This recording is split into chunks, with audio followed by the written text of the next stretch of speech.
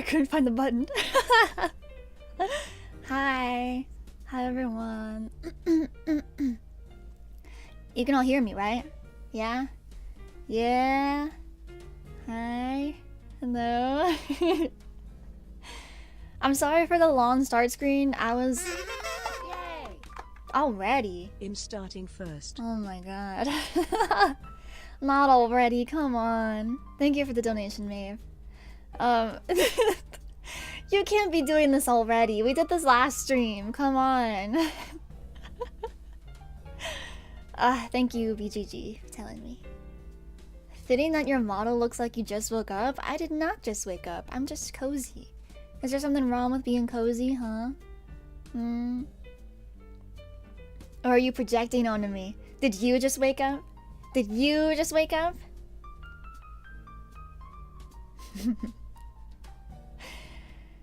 I woke up at a nice 8:30 today. Yay! No message, ooh. Thank you for the donation, for Vix. You guys are fighting already.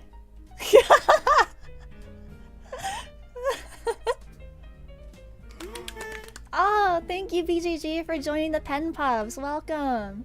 Thank you so much. I hope you enjoy your time with us. And you enjoy your badge and your emojis. Thank you. I'm tired, I forgot the message. Are you guys all tired today? I'm sorry. You didn't have to come.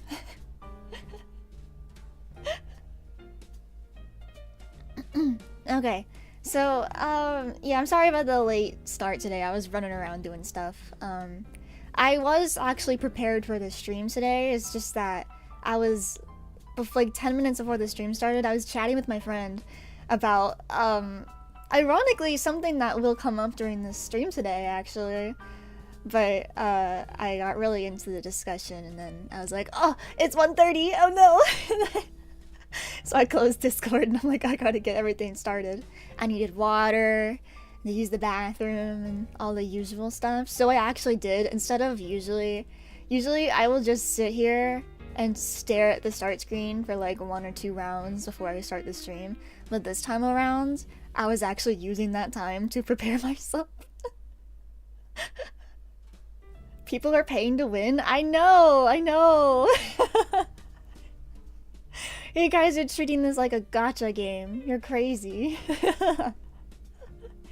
Frivix at number 1. Once again.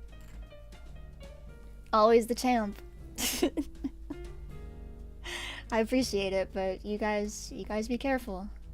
Okay, yeah, so before I start,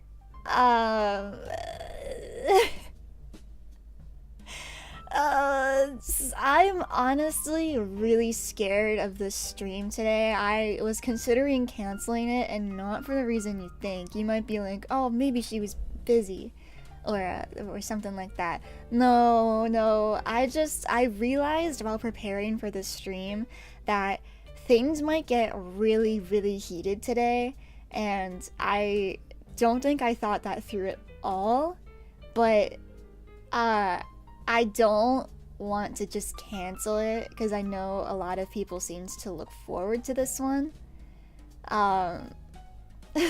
So I didn't want to back out, and it's not like I'm against saying my opinions anyway. I do that on stream all the time. I don't think I'm gonna say anything terribly controversial today. I just think I'm gonna get really, really passionate and like probably pretty negative at times, which isn't really what I want to do on stream, but it's okay. This is like a one-time thing, I would say. I'm not gonna do this super often going forward. But I really liked this idea of today's stream, as you can tell, is the Pet Peeves stream, the Pet Peeves tier list, which kairyu Crocodile did. And I really, really loved her video, but I did not agree with everything she said in the respectful way, you know. I realized that a lot of the things she was indifferent to, I realized maybe I'm a bit more of an anal, like, really, really, really, like, I think I care a lot more about certain things than she does. And I don't know if that's a good thing or not, but yeah, so that's why I wanted to do my own version using the pretty much the same thing. Yeah, so I hope we can all have fun today discussing this stuff. I do have a safety precaution. If I do notice myself getting a little too passionate, a little too out of control, I have prepared my kazoo. I will start playing the kazoo to calm myself down, and then I'll continue like nothing happened. That's what I've prepared for myself today. Otherwise, I'm just gonna stand up and take a deep breath. And I recommend you all do the same too. Yeah. Okay. Let's move on. This is what I prepared today. This is the screen. Some of you might be wondering, like, oh, Ephie, are you gonna do this in browser? Are you gonna do this in your browser? Like, you're scared. You're crazy for that. It's scary. No. I made the whole tier list in Clip Studio Paint, which means that there are a few modifications to it. As you can see, some of you have spotted them already. So actually, I don't have my pointer on OBS. So you're just gonna have to take my word for it. But up in the top tier, the angriest tier, is the Ephie mad emoji, which means that it is the thing that makes me the angriest. I hate it so much that I wish you extremely unwell. Number 2, I don't like it. Yeah, pretty plain and simple. Much less severe than telling you to go fuck yourself, but still pretty severe. Kind of annoying, you know, I think that speaks for itself. Indifferent, yeah, speaks for itself. I do this and I'm sorry. I feel deep shame for my actions, but I cannot stop myself. I like this. Yeah, I feel like all this is pretty self-explanatory. I don't need to tell you. I modified the actual, like, some of the actual content of this tier list. So some of my options, I added some things, I took some things out. I thought on the original,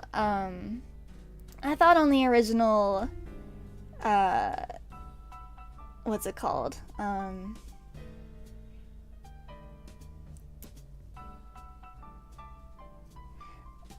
I thought on the original, tier list, some things I was like, I don't think it really matters at all, and I don't want to bore you guys with pure indifference, like things I just don't think fucking matter. Some things I don't have any experience with. Again, I don't want to bore you with that. And, yeah. Yeah. So, let's just get into it already. There's no need to waste more time. We'll just go all the way to the bottom. Let's do our first one. Loud eating sounds. Where are we gonna put this? So,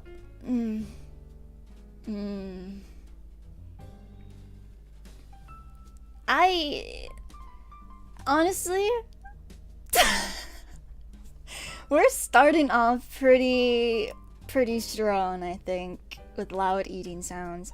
I've known some people in the past who are very, very, very loud eaters, and I think, I'm just gonna be honest, I think it is really, really fucking annoying. I despise it. I despise eating sounds so much when they're like really, really loud and like, you know, just constantly. I've eaten next to people who literally like all the time, and they're not even open mouth chewing, they're just chewing. And when I'm eating next to them and it is like purely silent in the room, it is all I can hear, and it makes me boil with rage. Like, I wish I could change that. What do you think of ramen slurping? I don't really care about that. I know that's like a cultural thing. I'm talking about just like, for no reason at all, you're just a loud ass chewer. You know, like, we're eating next to each other, there is no background noise whatsoever, it's dead quiet in the room, and you're just chewing so fucking loud. Oh my god. Oh my god. I cannot be in the room with you. With people who do that. I can't do it. I know maybe they can't help it. Maybe they can't help it. But fuck. Get away from me. I'm sorry. I'm sorry. I can't. I had a roommate in college who ate really, really loud. And, yeah. Yeah. It wasn't fun. I hated being mad at her for something so silly, but I couldn't help it. Yeah. Yeah. The next one is slow walkers. This used to make me really, really mad when I was in high school, actually, because have you ever, like, you guys have been in high school before, I'm assuming, most of you, all of you, hopefully all of you. I'm hoping nobody younger than high school age is in this stream. I'm even hoping nobody younger than 18 is in this stream, to be honest, but, like, I can't stop you, you know? So, slow walkers used to really make me boil with rage in high school because the hallways would be absolutely packed, and for some reason, like 15 people in front of you will be walking so slow, and you can't get around them or anything because they're clogging up the hallways and you cannot get around them. And I was always walking way faster than them. It would also piss me off when I was walking home from school because same deal. There'd be these, oh my god, there'd be these same two girls who would always get ahead of me whenever I was walking home, and I'd be speed walking my ass home because I just wanted to get home and watch some anime or play video games or whatever. And these two girls were walking at a fucking crawl, like they had all the time in the world, and I could never get around them. It would get to the point where I would cross the street just to get around them so I could walk at a normal pace. That said, nowadays I've cooled off of it because you can get around them.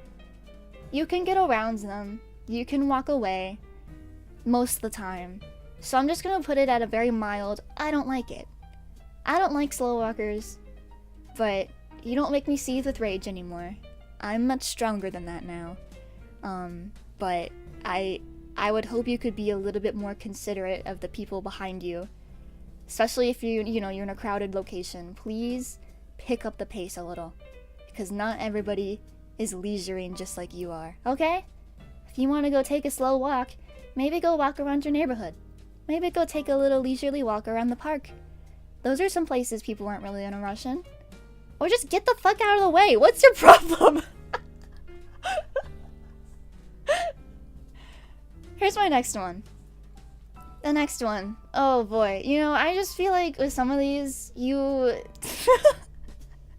with a lot of these, okay, so I lived with, like, I want to say, like, 6 different people in college, at different times. Maybe more than that. Was it 6 people that I lived with? I think it was 6, yeah. I've lived with 6 different roommates in college, like, at different times. And when you live with other people, other than your family for the first time, you can feel yourself becoming more evil. Can I be real? You feel yourself becoming a very, very different person, and not for the best. So, leaving the toilet seat up. I don't fuck with that. Can I be real? I don't fuck with it. I really don't. So actually, I should have changed this. The toilet seat, toilet seat I think is different from toilet lid. I'm thinking of the lid. I'm specifically thinking of the lid. I think there is no reason for you to be leaving the lid up. That is unsanitary. You know what the lid is for? It's for, oh my god, you close the lid, you close the fucking lid, then you flush the toilet, and then you don't get poo particles all over the room. You ever think about that? You ever think about how dirty you're being by leaving the lid open? You ever think about that? Just so this isn't confusing. Hang on.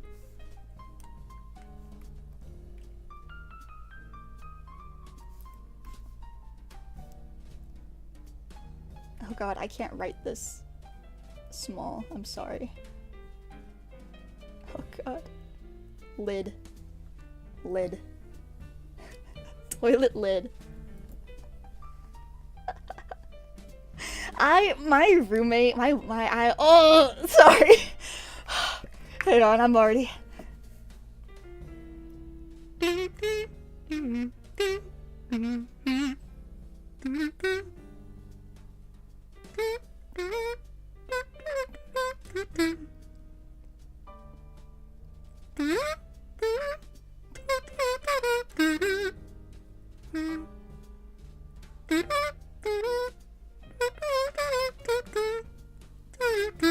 Okay.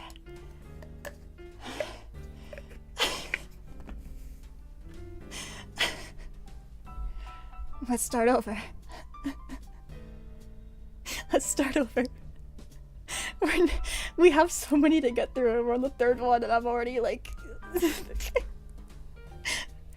I had my last two roommates in college.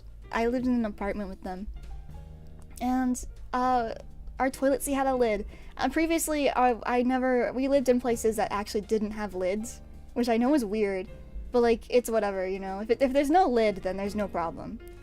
I would know who used the bathroom last, depending on if the toilet lid was up or not. Because I had this one roommate, the one person would always leave the lid open, and it really got on my nerves. But like, it's not that huge of a deal, realistically. Like, it's fine, but I just think it's bad manners, to be honest. It's just not very good. I don't like it. I think it's an unpleasant sight. But like, realistically, it's not the end of the world. I just personally, I realized it peeves me quite a bit. So that's why it's in don't like it. But, you know, I won't yell at you, you know? I kind of forgive you. Kind of. That's a very strong kind of. Let's move on. Checking your phone while you're talking to somebody. I will leave this in kind of annoying. It is kind of annoying, but I do understand we live in a day and age where everybody's on their phone a lot. If you're not on your phone, man, aren't you special? Like, genuinely, you're one of a kind. I feel like not a lot of people can do that. I do it sometimes. I would put this, and I do this, and I'm sorry, but I don't think I do it enough to warrant that. But I have spoken to some people before, and like, they'd be on their phone mid-conversation the whole time and like not listening to me whatsoever.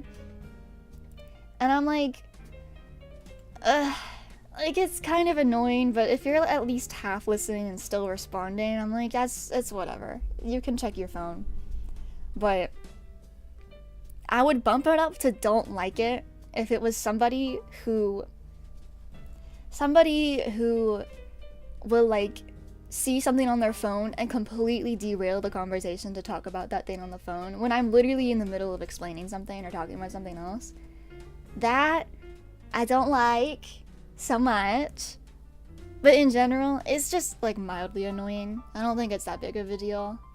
Unless it's like a really important discussion. Imagine you're like in an argument with somebody and they check their fucking phone. I would lose my goddamn mind. I think that would oh, ooh. Anyway, loud people in public. I live in America. This is pretty normal. That's pretty normal. Does it mean I like it?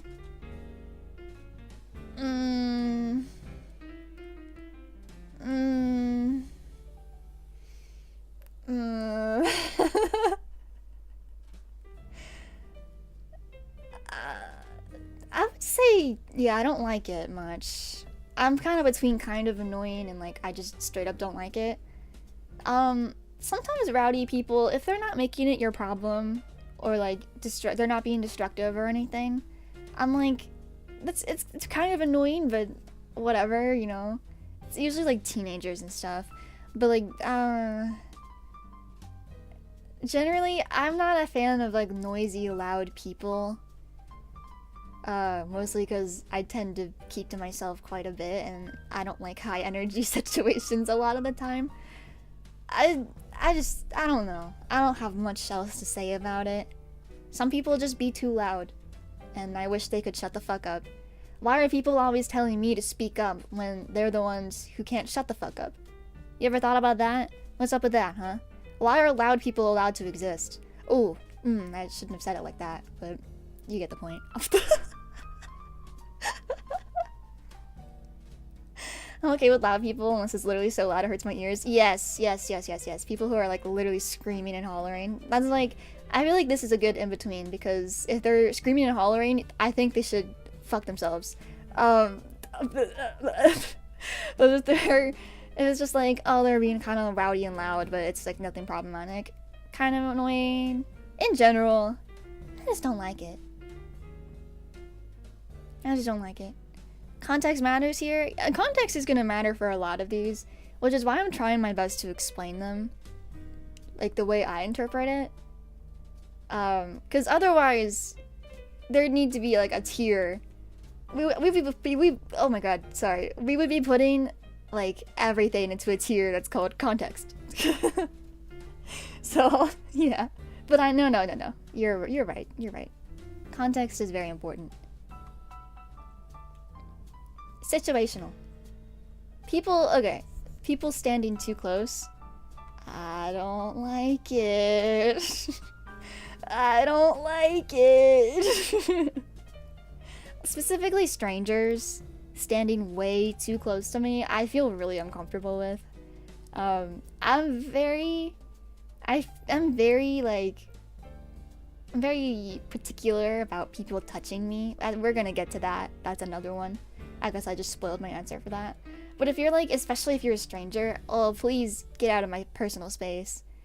But also, I've had some friends in the past who are like, they have really poor sense of personal space. And it's like uncomfortable, but you're my friend. So like, I'm willing to get used to it, you know? Like, I know they mean no harm by it when they do that. I think it's kind of sweet in a way. But, strangers, please don't come near me. It stresses me out. Oh, fuck. Ugh. Let me drink some water before I get to this.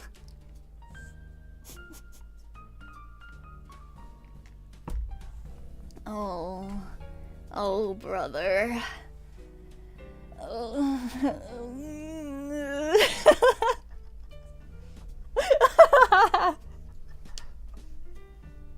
I understand accidents happen. That is not what I'm talking about, okay? That's not what I'm talking about. I'm not talking about genuine accidents. I've talked over people on accident before. I think everybody has done it in their life. And I'm sure most of you have done it and felt extreme remorse. That's what I'm assuming. I'm talking about people who chronically are like, they interrupt you mid-sentence, they don't hear you out or even listen to your full point, or just people who do it all the goddamn time.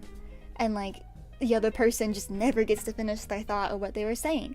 I hate that. I've been on the other end of it before. I've witnessed it before. I despise it. I think that is so inconsiderate.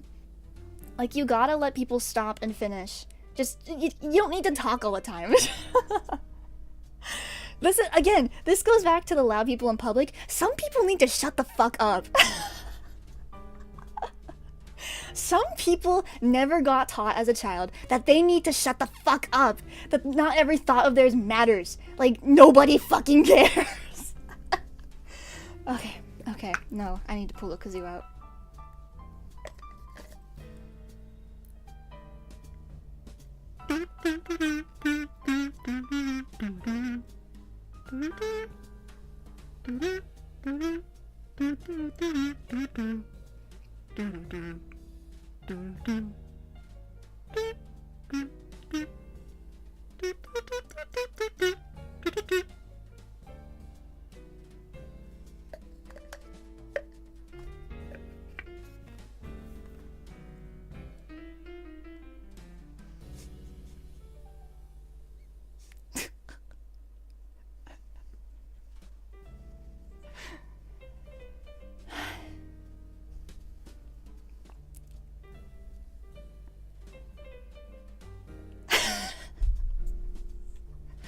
Let's all calm down. Oh, it's actually getting so warm in this fucking room. I've barely even started the stream. Ugh, open a window, let the winter cold in. Let the winter cold in, ephiepen. Ephiepen, it's okay. Ephiepen, you're fine, it's okay. They're not in the room with you. They're not in the room with you.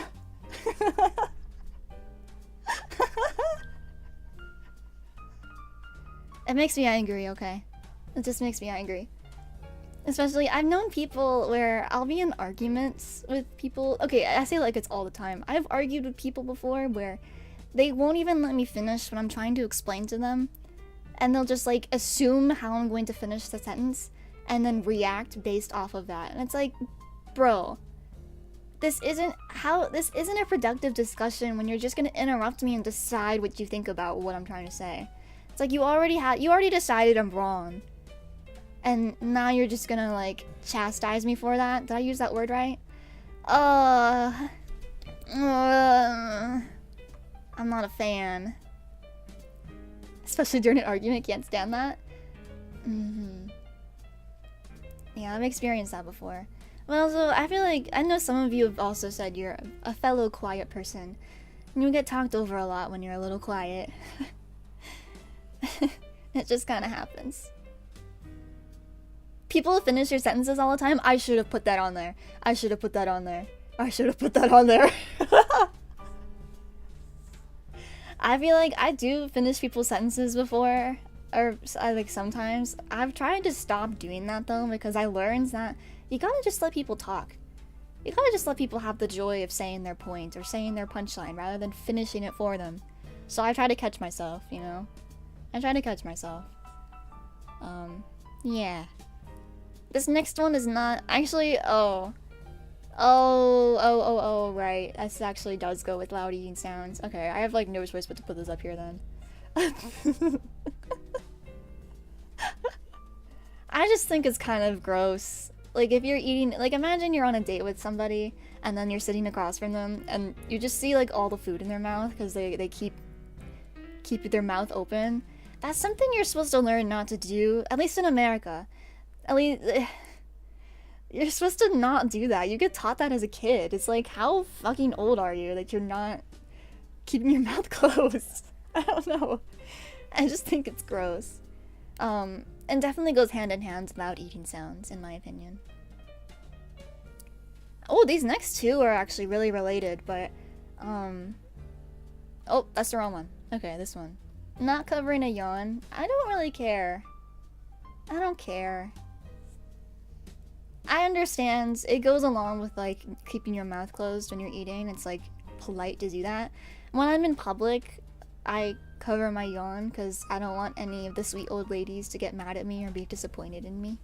But when I'm at home or, you know, whatever, I don't care.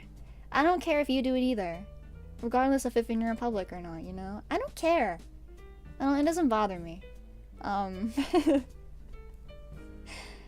Like, yeah, I don't care.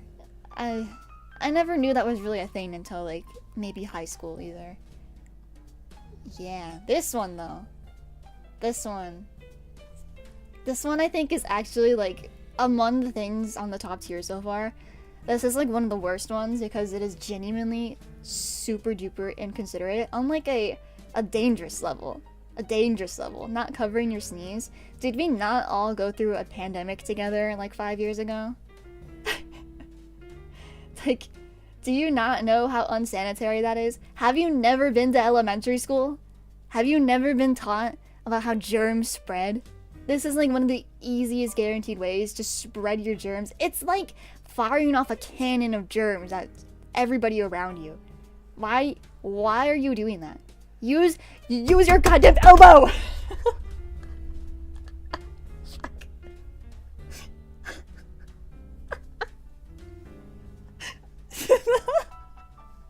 Same with your cough. Coughing isn't on here, but if you keep your cough to yourself, bro. Those are your fucking germs. Keep them to yourself. There are educational videos out there that show you the effects of using your, like, coughing and sneezing into your elbow versus coughing and sneezing all over the place. The germs go everywhere. You are nasty! Get help!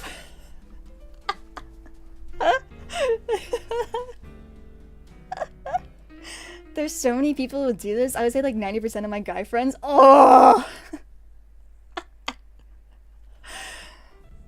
Get help!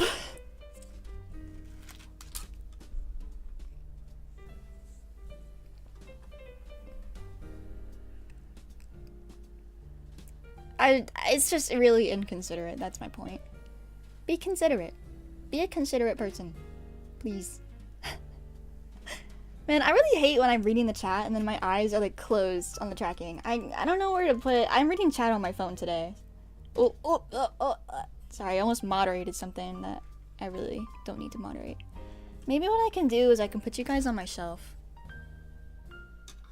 I'll put you guys on my shelf. You know, sorry about the stream management in the middle of the stream, but this is important to me, okay? I'm tired of closing my eyes every time I read the chat. I was about to be banned. How did you know that it was your message that I selected on accident? I don't know how you knew that, Maeve, but yeah, it was your message. Okay. Okay. Let's move forward.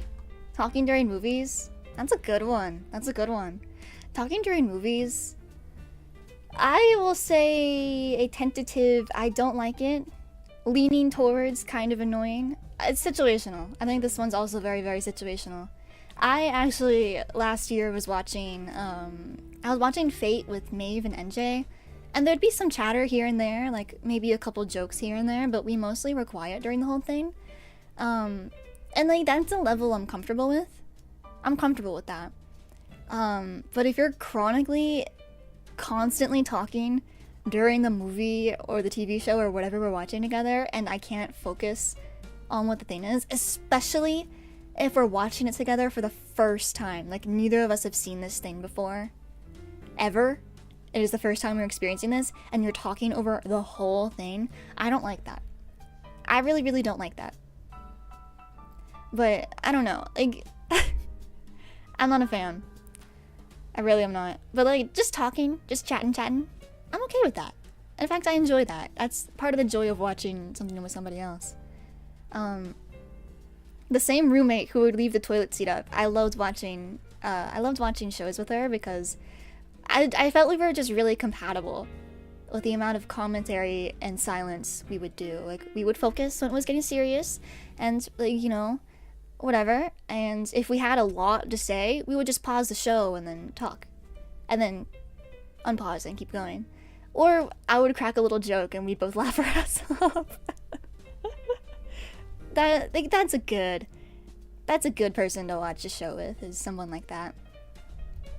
It's just considerate. I feel like a lot of this list is just gonna boil down to whether or not you're being considerate of others, you know? That's a lot of what this is just inconsiderate behavior. My last comment about this: have you guys ever watched an animated movie with an animation major? Have you? Have you? Have you ever done that? 'Cause holy fuck. Holy fuck. You've had that experience, BGG. Oh my god. Oh my god. It's bad, right? They don't shut the fuck up.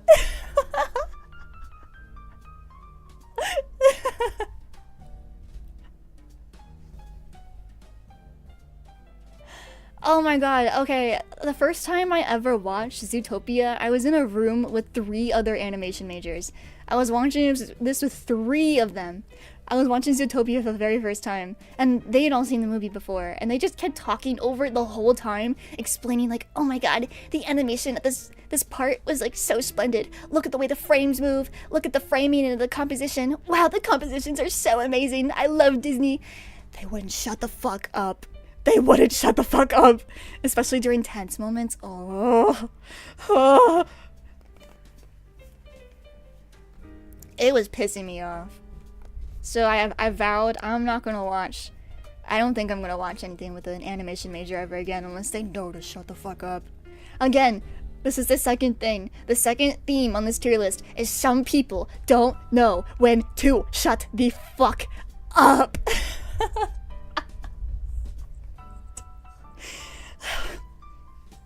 Let's take a deep breath, everyone.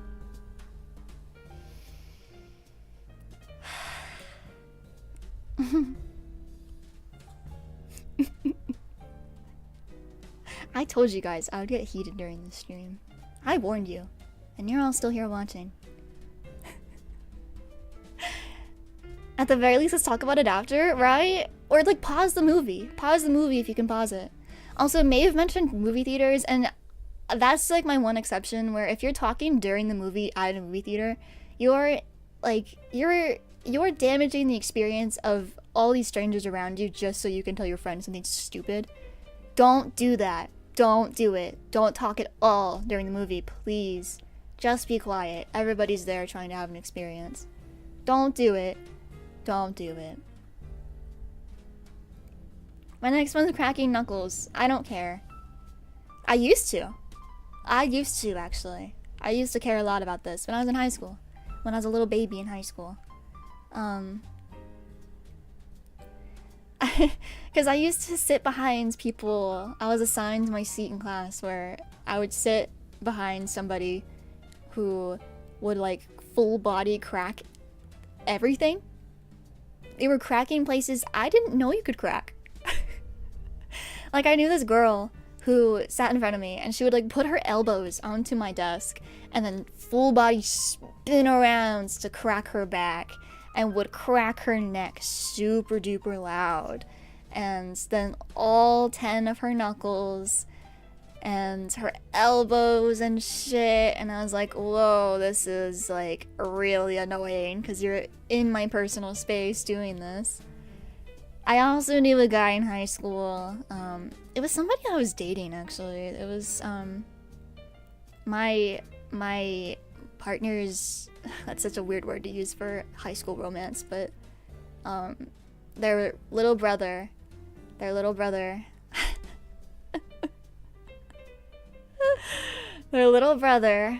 was like, Ephie, have you ever cracked your knuckles before? And I'm like, no, I don't like to crack my knuckles. I'm not a fan of doing that. I don't really. It doesn't make me feel good. It just makes me feel worse. And this kid was like, oh my god, I'm gonna crack your knuckles for you. And I'm like, bitch, no, don't fucking touch me. And then this one day, we were all hanging out. He grabs my hands and cracks my knuckles really, really hard, one by one. To the point that my hands, they hurt a little bit after. He cracked my wrist, too. What the hell's up with that? What is up with that? Don't touch me. That kid was such a little shit. He was funny though. He was pretty funny. I didn't hate him. Shout out to that guy, I guess. He was funny. It is wild. You're right, BGG. That's technically assault, maybe. I don't know. I feel like, honestly, in that relationship, this is, like, totally unrelated. I feel like in that relationship, I got along better with the brother than I did my actual, like, the person I was dating. Because I think, like, for context, the little brother was, like, a year younger than me. So it's not like, yeah, I don't know. We just had more chemistry. I feel like I should have been dating that guy and not the actual person I was dating, but whatever. It doesn't matter. Past is in the past. The next one is leaving cabinets open. Leaving cabinets open. Oh boy. Oh boy. I'll say kind of annoying. But to be honest, like, I don't think I would care about this if I didn't grow up where I did. If I didn't grow up in a family where my parents are like, hey, close the cabinet, remember to close the cabinet, I don't think I would care so much. But I do think it just kind of makes the kitchen in particular look really untidy. And again, I think it's inconsiderate, because, like, what if you're living with a tall person and they bonk their head on the cabinet because you left it open? You ever think about that? You ever think about that? This is one of those things where I don't get annoyed by it. It's just like, why? Yeah, it's really not hard to close the cabinet. Like, I don't understand how people just leave them open. It's not a big deal. It's not, like, usually it's not hurting anybody, but like, I don't get it. I don't really get it. Biting silverware, I don't have much experience with people biting silverware. I just think it's unnecessary though, because like, why are you doing that? Why are you doing that? Does that not hurt your teeth? I feel like Crocky said the same thing. I don't remember. I haven't seen the video in like a month or two. I just don't really get it. Why? Why are you doing that? It's like, it's also loud, but I don't think it's as bad as like mouth chewing sounds or anything. I just think it's like, why? Are you okay? Do you need me to teach you how to eat? Silver. Schedule interrupted. Schedule interrupted. I'm gonna loop this in with like just being interrupted in general when you're like doing something, I guess. I don't really like when people mess with my schedule. I don't like it. Like if I have something set in stone and planned out, the only person I think it is okay for to mess with my schedule is me. If something last minute crops up or I need to make an adjustment, I'll do it, but I'm not gonna be very, very happy about it. You know, I'm very sensitive to that. I don't like schedule changes like that. It's kind of inconsiderate, but I understand things happen, which is why it's not in the top tier. I think I'm kind of a flexible person. At least at this point in my life. You know, like I'm willing to make changes if I have to, and I think I'm pretty understanding in general.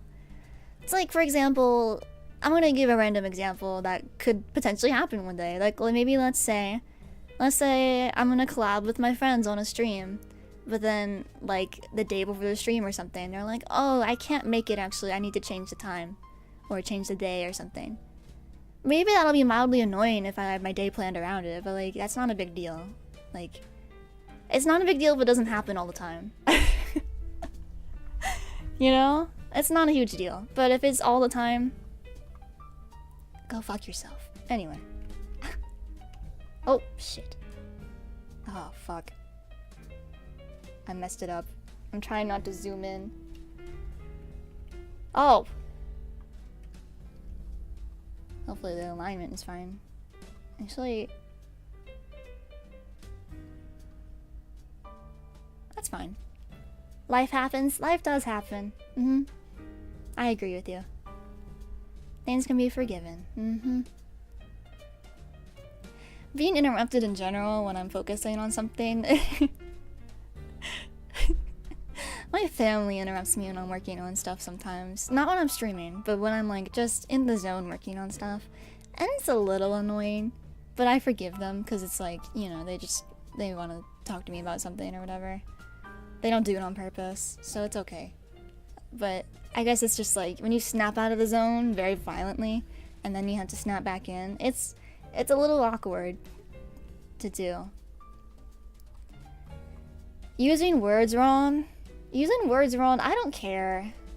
I feel like I do it too, not on purpose usually, but using words wrong, I feel like 99% of the time people are doing it on accident, and that's okay. It is okay. Even if like the only language you know is English, I'm just gonna use that as a baseline. You can blanket whatever language you want in for the situation. Like, I feel like things happen. Things happen, you know. You don't know every word, and you're just assuming what you think it means. That happens. Using words wrong feels very daunterly of you. Yeah, it sure does feel daunterly of me. Oh, say, can you see by the daunterly light? It happens. It's okay. Chalk. That's the first thing I like. I like chalk. I realize this is probably talking about chalk, like using the sound of using chalk on a board. I'm assuming that's what it's talking about. I don't think anybody likes that sound. Nobody likes that sound. Obviously. Why would you like it? It's unpleasant. But just since it just says chalk in general, so I'm just gonna tell you, I like chalk. I like the feeling of chalk dust on my hands and clapping my hands and then the dust goes everywhere. I think chalk, using it is really pleasant and fun. Chalk is... Chalk? We need to bring chalk back, I think. Because we transitioned, I think when I was in like my schooling years, I went from like I was in 2nd grade and we still had a few classrooms that had chalkboards, and then eventually the chalkboards entirely disappeared and were replaced by either dry erase boards or smart boards. You guys ever use smart boards? You remember smart boards? Yeah, but like chalk, good old chalk, man, the classics are amazing. I love it. And the satisfying feeling of cleaning a dirty ass chalkboard. Oh, that's nice. Yeah, that's a good one. I like chalk. And chalk on the sidewalk. Do you guys remember chalk on the sidewalk? Oh, it's so nostalgic. I love chalk on the sidewalk. I miss chalk drawings on the sidewalk.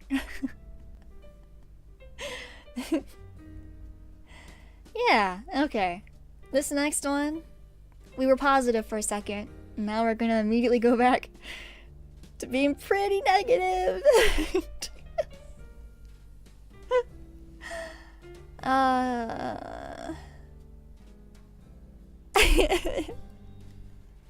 Talking too much about yourself, like just constantly. I like specifically what I'm imagining here is somebody who will actively change the subject. Like, let's say for once you are talking about yourself with this person, because every other time they always talk about themselves and you're always just talking about what they're doing.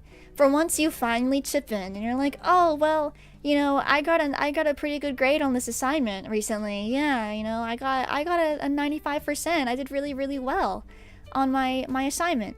And then the person responds with, oh yeah, I got a 100% on that assignment. Yeah, I did this, this, and this with that. Yeah, I remember that. Yeah.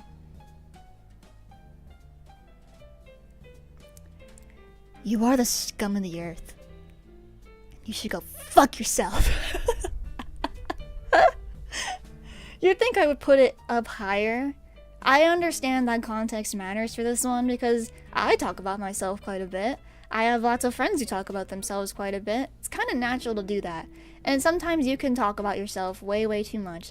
That's not exactly what I'm talking about, because if you still give other people room to talk about themselves, then whatever, you know? But if it's somebody who will never, ever, ever, ever let you talk about yourself, ever, they will actively switch the subject to be about themselves, that is a person I think is an asshole. And I understand neurodivergent people exist. I understand that. I am fully understanding of that. But, like, that, I don't think that's what I'm talking about here. I'm talking about somebody who literally will not ever talk about you and what you're up to. Ever! And I don't think that's quite the same thing. I just don't think so, you know? I don't think so. Because I've been friends with people like that who were neurodivergent and would relate to you by saying something like that. It's not the same thing. Promise you. I promise you. I think gum is kind of annoying. Like, mildly. If I was, like, actually doing a tier list of a tier list with tiers, I would put this, like, probably at the bottom. But gum, I don't know. I don't think gum is necessary. I see people at work sometimes that are like chewing their gum. And I'm like, I'm not a fan of that, personally. It's like, I don't I don't really think, I don't know. I don't care, but also I think it's a little,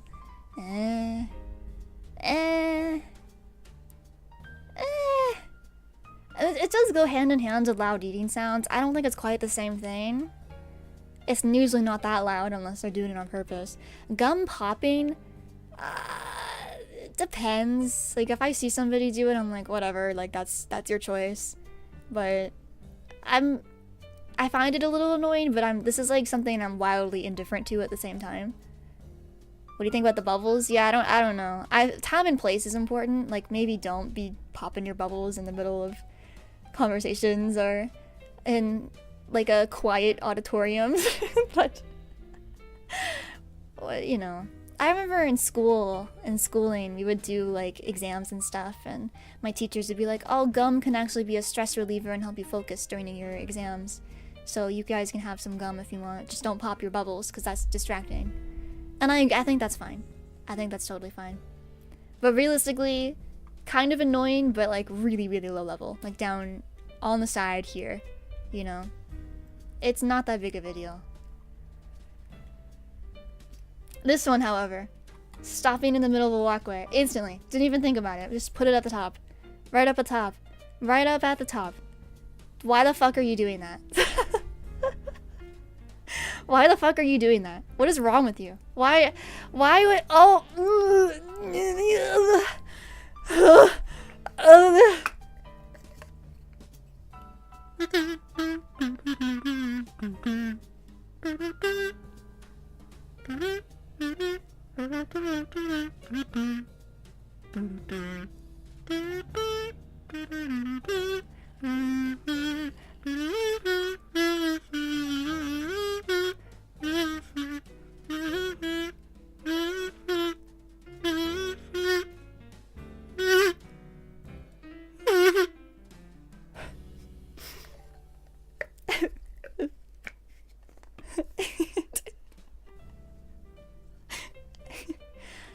Hi, I'm back. Okay. Why? It's really inconsiderate of you to stop in the middle of a walkway, especially if it's busy. This is like slow walkers, but way, way worse. As you can see, I have indicated that. Slow walkers are in don't like it, and this is in the go fuck yourself tier. I don't get it. I don't get it. You're being inconsiderate of the people around you by stopping in the middle and then like causing foot traffic for no reason. It's just not right. It's not nice. And especially, like, let's say you're walking behind them and then they suddenly stop with no warning and you kind of like trip up a little bit. That's like also really, really bad. Why are you doing that? And yes, when they're stopped in the middle of a walkway with like a crowd of people just there and you have no choice but to like walk around them, like maybe in the grass or worse, in the road, because they won't fucking move or be self-aware of the people around them and how they're affecting the people around them. That's another theme of this tier list, is lack of self-awareness. Lack of self-awareness. Some people lack that, and man, are they a danger to society. Oh my god. This is another one, I don't even think about this. Everyone's gonna agree with me. Why is being rude to service workers a thing? I feel like there's almost never a reason to be rude to a service worker. Like, ever. I've never understood it.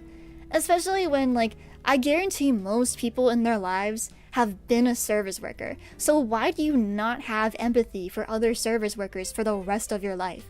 Like, especially old people. I feel like older people are almost always, like, they've worked some really, really tough jobs in their youth in the service industry. And for some reason, they choose to be really rude to service workers in their future. I don't understand it. How does that develop entitlement in you after experiencing firsthand what it's like?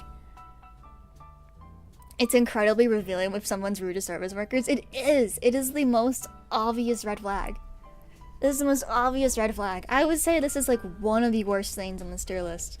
I know I keep saying that, but this goes up there with like not covering your sneeze. If I could make a tier higher than what I have right now, I would, because it's really, really bad. Why are you doing that? It's usually people who've never been a service worker who are extra rude. I think that's definitely true, yeah. I think that's true. But it's also just like a complete disregard that the person you're talking to is also a human being. Like, you think of them as an extension of, like, the franchise you're in. I just don't really get it. I don't understand how even if you have no experience as a service worker, you just, like, are rude to them for no reason. I don't really get it. I don't get it. They've been a service worker and I think it gives them the pass to be rude to them. Maybe that's why. I don't know. I don't know. Like, I worked this job when I was still professional. Oh, yeah. That's it. That's the attitude. They think they would have done your job better than you, just because you're not giving them something they want. I think that's really what it is pure entitlement. You probably said no to them about something, and now they're like, well, when I was your age, I would have just done the thing, because that's how it worked. You kids these days are so rude and unprofessional. Shut the fuck up and get out of my store. Yeah, there's no need to dwell on that one. It's pretty self-explanatory. I feel like I highly doubt there's many people who would disagree with that. Some people are just bad people. Maybe. Touchy people? Touchy people. I guess I kind of have to put it up here because I put people standing too close up here. I wanted to put it in kind of annoying because I was thinking of like, oh, what if I have like a touchy friend? Like, I don't really mind so much. Again, if we've like established a bit of comfort with each other. But then I was like, oh, I feel like it'd be like hypocrisy if I put it lower than people standing too close to me because it's kind of the same thing. I'm fine with consent. Yeah. But like, I don't know, if I know somebody's pretty touchy and they're not going too far, usually they don't go too far if it's like your friend, right? At least I'd hope not. I can be okay with it. I don't mind it so much. I think it can be kind of nice if it's your friend. If it's strangers in public, I get a little like like this grandma the other day that I was helping out. She was like, oh, do you know where the gravy is? Like the canned gravy? And I'm like, oh, is it? She's like, I can't find it. And I'm like, oh, is it that right there? And she's like, oh, ha. And like touched my shoulder. She's like, oh, it was right there. I didn't even see it. Haha, how silly of me. And I'm like, oh. The moment she touched me. It was sweet, but like, oh, there's a person touching me. Oh. Obviously if you're touching somebody's like sensitive areas without consent, that's weird. I did know people like that actually. I was friends with some people who were like cop a feel. And I'm like, what the fuck? Please ask? Please ask? Please? Pretty please? Yeah, it was girls. Mostly girls who would just cop a feel. And then like just randomly, and I'm like, oh, I don't know why you're doing that. That's a little strange. Maybe what I just said is a crime and not like a pet peeve. Yeah, you know what? That's right.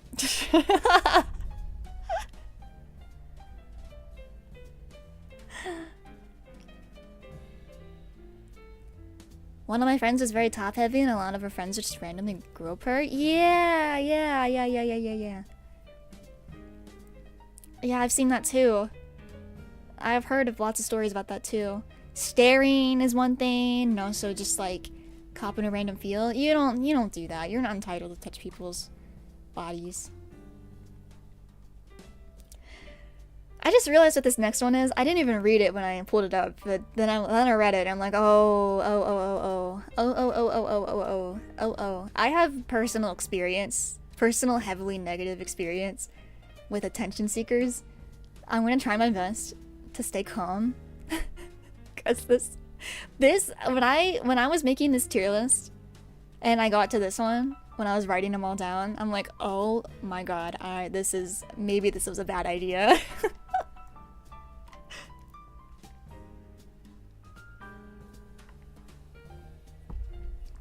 maybe this was a bad idea.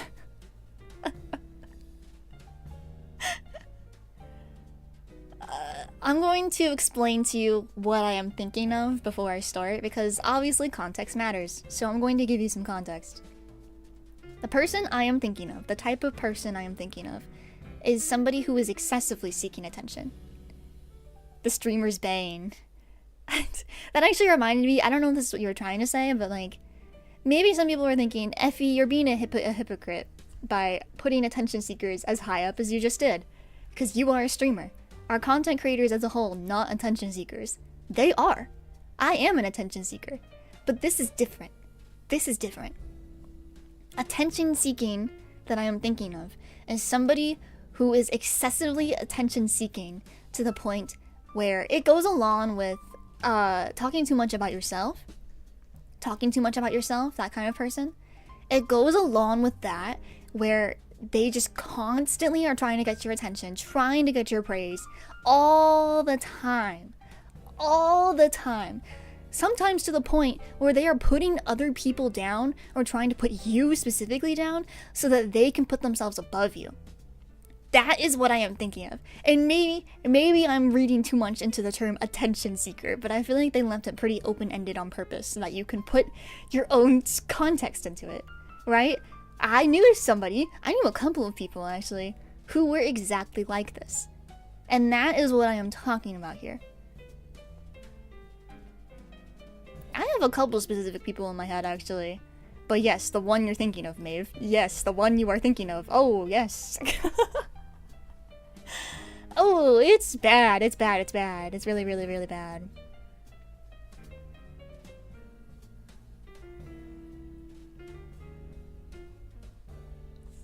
Again, some people they just never learns that. To be honest, this is gonna sound bad.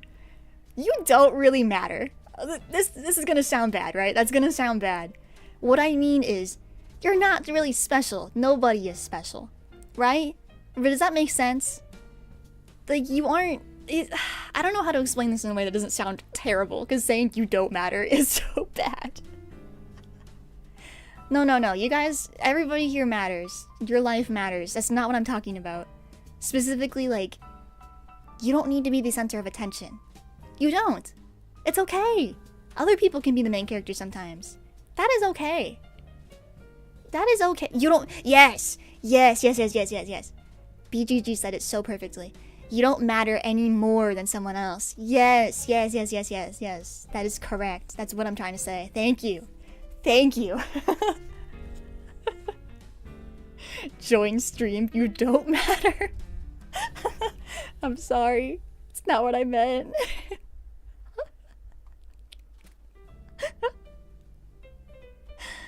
This next one. Not returning your shopping cart. No, I'm gonna put it up here. I've dealt with this. I work at a small store, so it's pretty occasional. It does happen though. There's levels to it. I almost put it in just kind of annoying, but if you were working at, like, let's say you work at Walmart, right? If you work at Walmart, like, somebody's job is to get all the shopping carts and, like, what did I just say? Shopping carts? How did I say that? I don't even know. Like, that's somebody's job, and they have to round them all up, and then let's say you just put one out, like, in the middle of the parking lot, and now they have to go fucking get that. Like, that's really, really bad.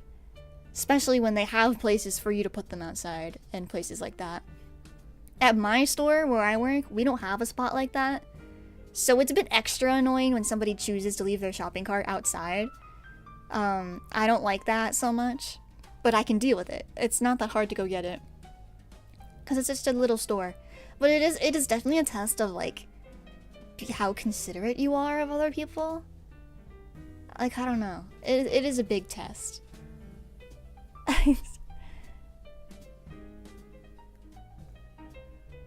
Yeah. It's just really, really inconsiderate. I feel like this one, backseaters, I feel like when they made this tier list, they were probably thinking of backseat drivers, but it's open-ended, so I can have whatever interpretation I want of it. backseaters in streams, I have not had a ton of experience with, but I really don't enjoy it. And like this is what I'm gonna go with, right? Is in the context of streaming. I know it's not reasonable life experience, but you know, max eating can happen anywhere. I've had people backseat me when I'm like drawing before. I didn't know you could backseat people when you draw, by the way. I always imagined it was just games. But like, to me, it's like you assume I just don't know what I'm doing and that you're better than me and that you need to tell me, like, you gotta teach me a lesson, you know? Oh, I can... You're doing the thing wrong, streamer. You're doing the thing wrong, streamer. It's like, oh man, leave me alone. Leave me alone. I didn't put it up higher because sometimes I do ask for backseating. Like on the last Minecraft stream, I was asking you guys for help, and I appreciate that. There's a difference, right? I asked for help. I asked for your help. And you helped me.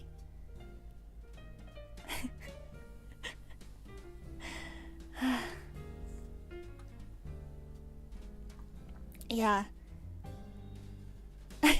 It's just unnecessary. Leave me alone. I'll figure it out. Or maybe you've suggested something to me and I don't want to do it, and I say I don't want to do it, and then you continue to insist. Bitch, take no for an answer. What the hell? Who do you think you are? Yeah. This next one I don't understand in the slightest. I'm gonna put it at kind of annoying. Because like, I don't think it's that big of a deal from what I've seen, but I don't understand it in the slightest. I don't understand it in the slightest. Why are you spitting in public? What is the point of that? Can somebody tell me why somebody would do that? Because I used to have friends in high school, mostly guys. It was usually guys who would do this. They would just spit in the grass on the sidewalk for like just randomly, and it's like, why? Why are you doing that? Is this like some kind of weird display of masculinity? Like, is that what that is? Because it's almost always dudes that I see do this. I rarely see women do it. I've seen sometimes, but like, what is this? My brother-in-law does this. If you're around somebody who does it constantly, it goes up to, I don't like it. That's fair. I would agree with you if I saw more people do it. Well, not that I don't agree with you. I do agree with you. I would probably be in the same shoes, rather, is what I mean. You see it a lot with smokers. Wouldn't that be bad for the environment? To like directly put your tobacco bullshit in the ground? Okay. Yeah, you guys are right. Let's move it up. That's really inconsiderate. That's really inconsiderate.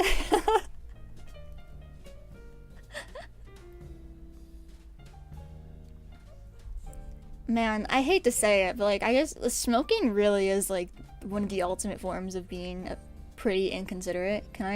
Is that controversial? I think that's just factual though, because smoking is like bad for the environment. Secondhand smoke can give people cancer. And now spitting tobacco into the ground, that's like wild. That's crazy. You're making, oh man. I don't like that.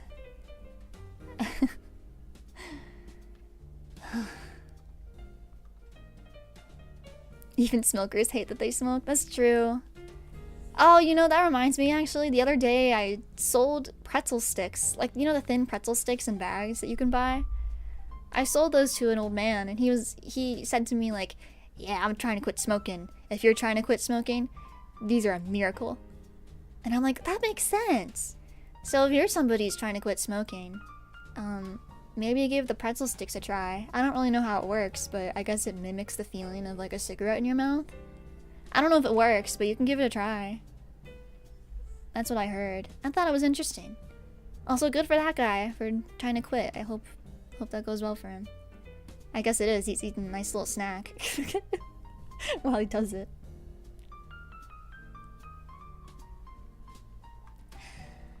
Leaving the lights on? Okay, I was gonna put it in like kind of annoying, but I changed my mind. I think I'm gonna put it up here. I did not make enough space for this. Oopsie. I thought I did make enough space for it. I guess I didn't. Leaving the lights on, I would put it in kind of annoying if it weren't for the fact that when you leave the lights on, it's draining electricity, you know? Like, as draining electricity, making the electricity bill go up like that, that's not very nice. That's not very nice. And you know, oh man, we were all so anal about it when I lived in the apartment with my roommates, because we all had to pay that electricity bill, which means that your use of the electricity would directly impact how everybody was paying for that month, which meant that if you left the lights on chronically all the time, then you'd be making not only yourself, but everybody paying up for it. So I would say that's pretty inconsiderate if you live with other people. So please turn the lights off. It's just unnecessary too. Like, unless you're gonna come right back into the room, turn the lights off when you're done. Again, I think I would be less annoyed by this if it weren't for the fact that when I was a child, my parents were like, Ephie, you left the goddamn lights on. Turn that shit off. Turn that goddamn light off when you're done with the room. Like, oh, they drilled that into me. For the same exact reason, too.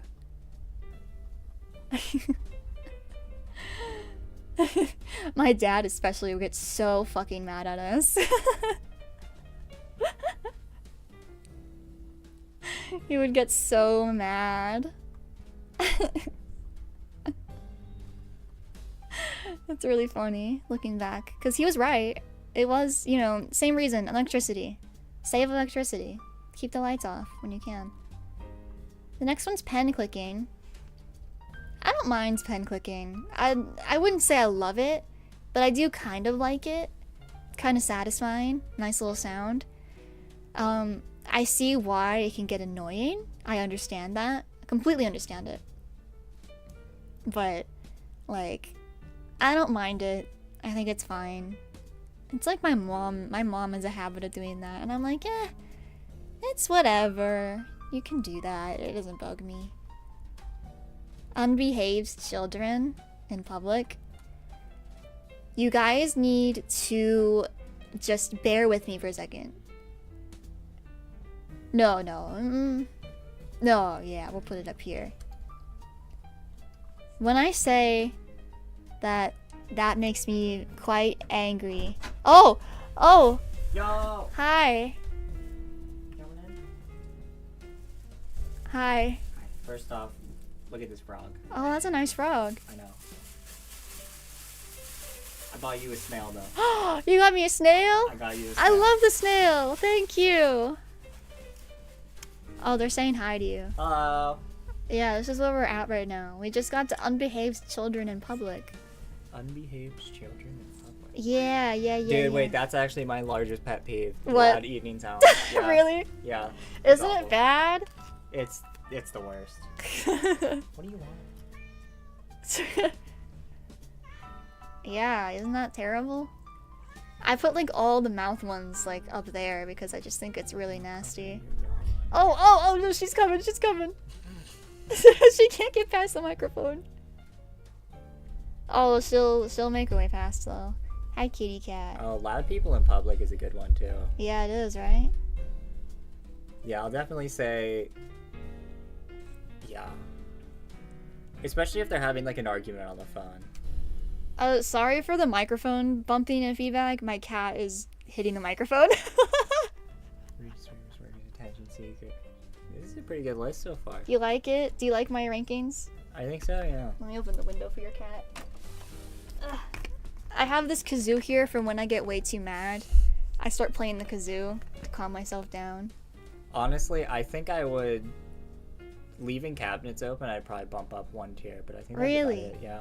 Okay, yeah, that's fair. You agree with everything else? Yeah. Really? Wow, that's great. We really are related. Now I know that one of us wasn't secretly adopted. Well, we don't know that for sure. Bro, don't say that. Oh, I love this silverware? snail. Oh. Like, have you ever met somebody who does that? Yes, I have. Oh, what was that like? I don't know. It's just I always imagine it from like my perspective, and like that makes me cringe. It does, yeah. I've never met somebody who does that actively, but like, I was saying like I don't understand it. Why you would do that? Yeah. I don't get it. All right, bye. Goodbye. Oh, thank you for closing the door. My brother, everyone. I'm gonna move my phone again because it's bugging me that the whole stream I've just been looking at my phone on the side, going against everything I just said on this tier list. I don't know like where a good spot to put this is though. I'm not really sure. I don't really have any good like elevated spots to put my phone. I guess I could just read the chat on my computer, but then I'd have to go. I don't know. I don't know what to do. I don't know where to put it. Maybe I could get like, oh, I have an idea. I'll move some stuff around temporarily. Give me a second. I'm sorry. I've got this box of Pocky that I'm going to put on my desk. Oh, I went so tiny there. Did you see that? That's crazy. Wow, I didn't know I could go that far. I've got this box of big old Pocky that my parents got me for Christmas because they know I'm a fiend for it. And I'm gonna put it on my desk right there. I'm gonna move it as far back as I can. And then we'll put my phone right up here. Oh, perfect! That's so much better. Okay, let me move my chocolate. I have so much stuff on my desk. Okay, this is a little crowded, but it's okay. It's okay. Alright, much better, much better. I wonder if Pocky helps quit smoking? That sounds like it could, yeah. Pocky, oh my god, I don't know if I've ever told you guys this, but like, Pocky, I used to be really, really bad with Pocky, where I would get like a little box of it, and I would intend to like just eat a couple a day, every other day. But at some point in college, I would like eat a whole box in one day. And I would be like, damn, I've got problems, bro. I have fucking problems. So I stopped getting it because I knew that it would just be gone within like a day or two. Which is not how you're supposed to eat that. You're supposed to save it. I've gotten better. I don't snack on it as hard anymore. I've noticed that because my parents know I like it, and so they'll get me some Pocky sometimes on very, very slim occasion. And they got me a whole holiday box of like, I think 10 different Pocky boxes and flavors.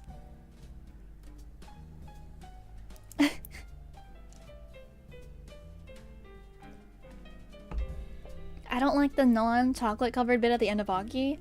I like it. It's like eating a cracker. It's yummy. I think it's yummy. Unbehaved children, the person I'm really getting angry at in this situation, sorry, I totally got derailed there by my own flesh and blood.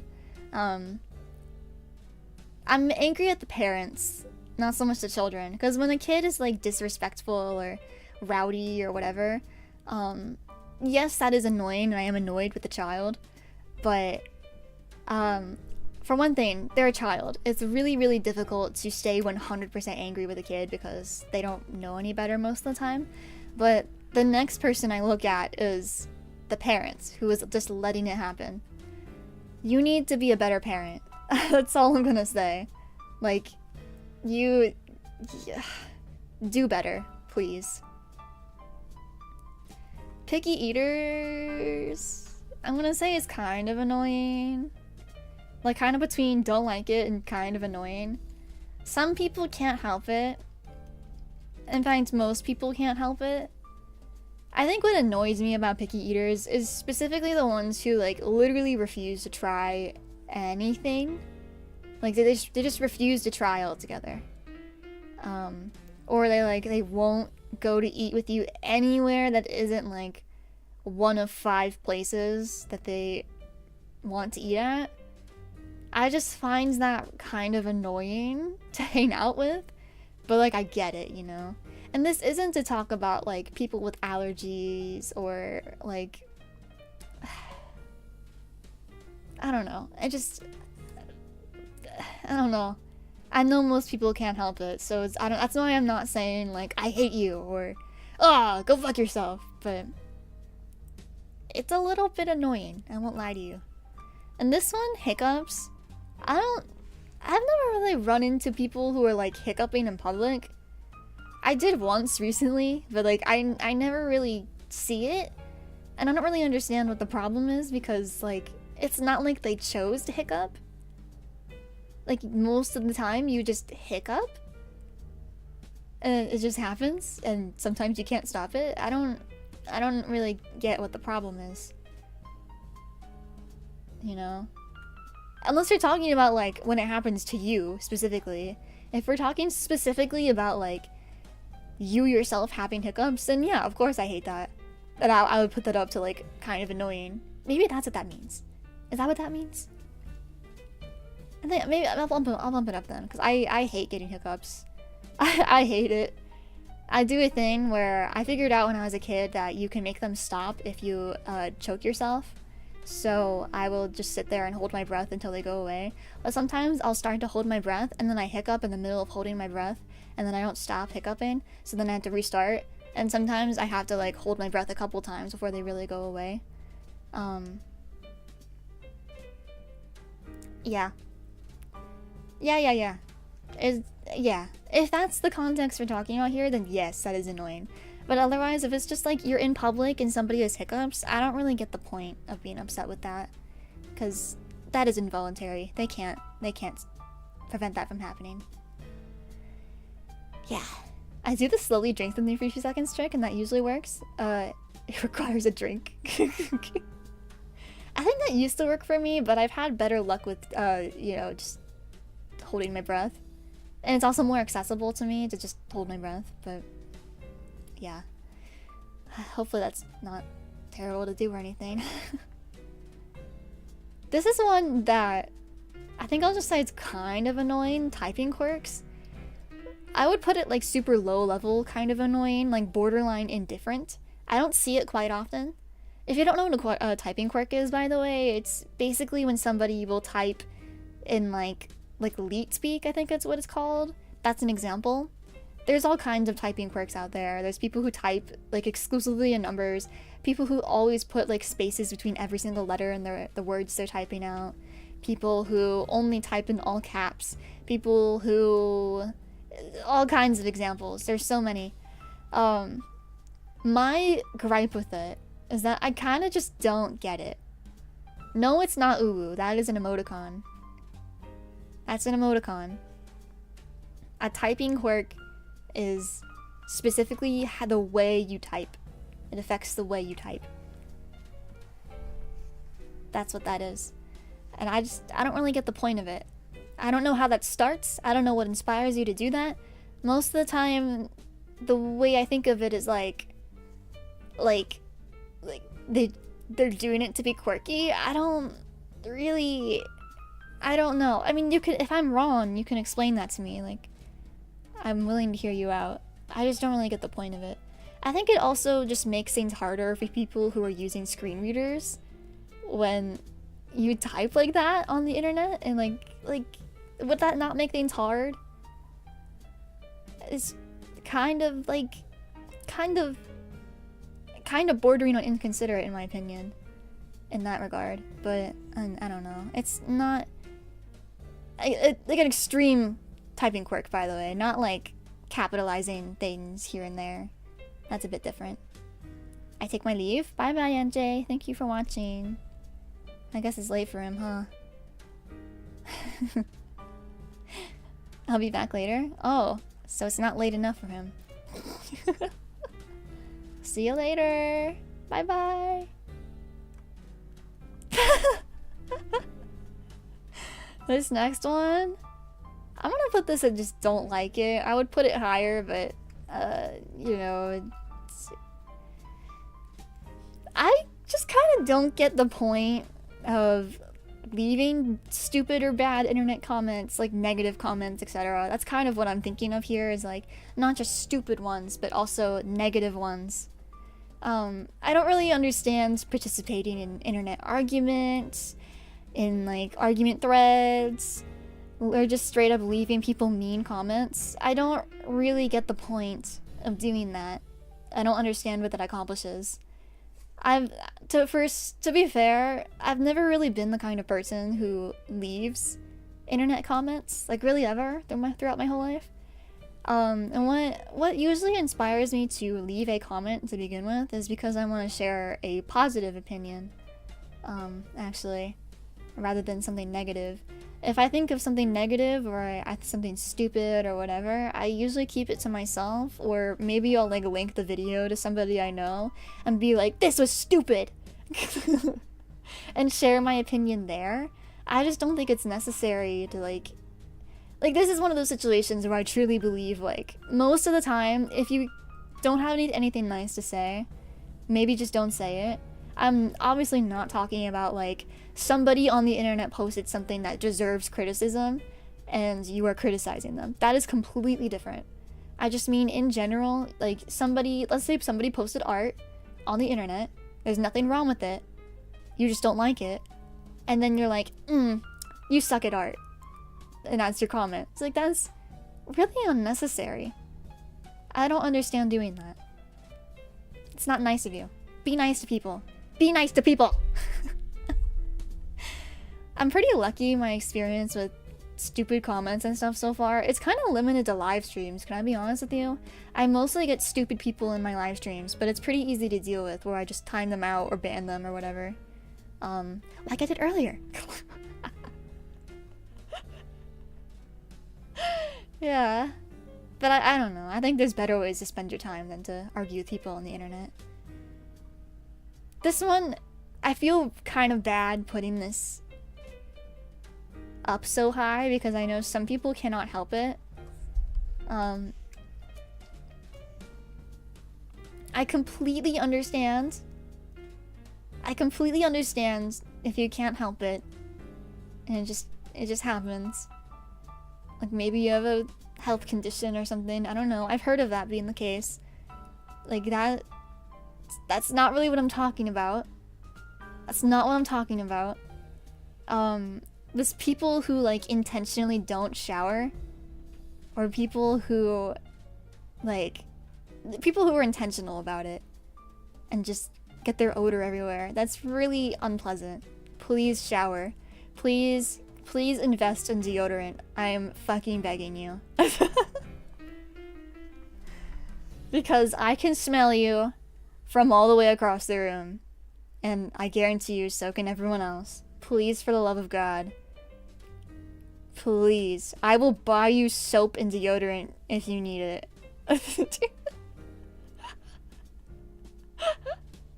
I remember when I was in college, I was a graphic design student, and we had a shared studio for the graphic design students. And the monitor, who was the person in charge of the studio and there quite often, whenever you'd be working, oh man, they had some of the worst BO I've ever smelled. And it was every single time I saw them. I don't know if they had like a health condition or what was happening, or if they just don't wear deodorant. I don't know. But like, oh man, it was unpleasant to work in the studio with them. I didn't feel that bad though, because they were kind of a rude person to begin with, so it's like, I don't mind if in my head I'm calling you stinky. And you know what?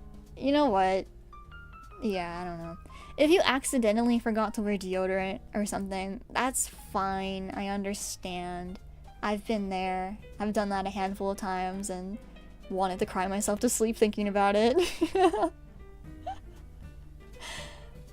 Also, in the summer, it's hard because, like, oh man, in the summer, I remember when, again, my last year in college, that summer was really hot, and I would notice, like, by the time I got outside, even though I had showered, even though I was fresh and clean, even though I was wearing deodorant, sometimes the sweat smell would, like, leak through because it was so hot.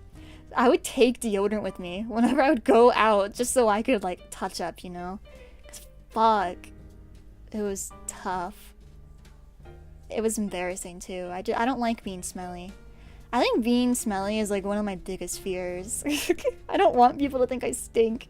Because when I was in middle school, I think I didn't smell that good in middle school, like for various reasons. But in particular, I remember when I was in 8th grade, I was I was on my period, bro, and I was like sitting on the ground. We were all like in a classroom sitting on the ground, and then these two boys were like across from me, and they were like singing a song. The one boy was like, maybe I don't want to say this actually. It's making me feel really bad right now. In the beat, the melody of Twinkle Twinkle Little Star, they said to me, "Close your legs. You smell like fish." And I'm like, oh.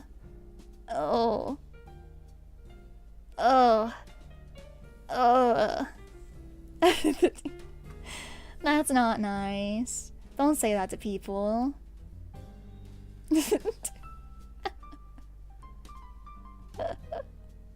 No, it's okay. It's okay. Because it's fine. You move on. Ugh. I didn't think that still made me sad.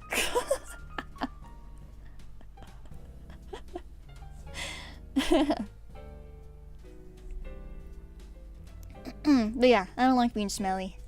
I don't like it. I think I used to smell like my dogs too when I was a kid, because I would like hug my dogs and pet them and stuff.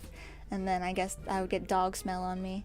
And then I remember hearing these girls up ahead of me being like, "She always smells like dog. She smells like wet dog." And I'm like, oh, I wonder if they're talking about me. I just like petting my dog. I don't know. It teaches you things though about, you know, keeping clean and stuff. Well, I think I do a pretty good job now. I like wearing perfume and perfumed lotion and stuff. It kind of developed into like a pleasant hobby for me where I like to wear pleasantly smelling things. And I like perfume and stuff. The only thing I can't experiment with is deodorant, and it makes me sad because I run into like pleasantly smelling deodorant all the time. But like it just doesn't work for me. It doesn't work for me because I end up sweating through it, and like the smell only almost gets accentuated by that. Which is unfortunate. So I stick to my usual, unfortunately. Yeah, I know, it does suck. Because I want vanilla scented deodorant, but I can't. It doesn't work for me. I got those white people genes. Do you know how jealous I am? I heard that like certain, I think Asian people, they don't have the sweat gene. I'm so jealous. I wish I had that. I really wish I had it. I'm very jealous. My next one's messy people. This is situational. This one's very situational. Most people, I'm gonna put it in don't like it, but I'm gonna explain myself that most people I know who are messy, they kind of keep their mess to themselves. So that's perfectly okay. I had a lot of roommates in the past who had very messy rooms. I also, actually, I'll put this in, I do this and I'm sorry. I realize we haven't put anything in there yet. I'm a pretty messy person, but I try to keep my mess to myself and in my room, in my own space. And I know that bothers people, and I'm sorry. I'm very, very sorry. Contained mess to me. Yeah, contained mess is good. If you're making your mess other people's problem, I do not like that. Like, if we have a common, let's say we all live together and we have a common living space, and you're constantly trashing the common area, please don't do that. Please clean up after yourself. Please, please, please, please. Please clean up after yourself. I had some roommates in college, where they would, like, leave their trash, like, trash bags filled with trash, all along the side of the doorway, waiting for somebody else to take it out. And it wasn't even, like, room, like, common area trash or anything. It was like their personal trash they would leave by the door for somebody else to take out. And it's like, what? What? Or they, oh, my roommates would also like trash the common area. It'd be filled with like crumbs and food and pizza boxes all over the counters and stuff. And I don't understand that.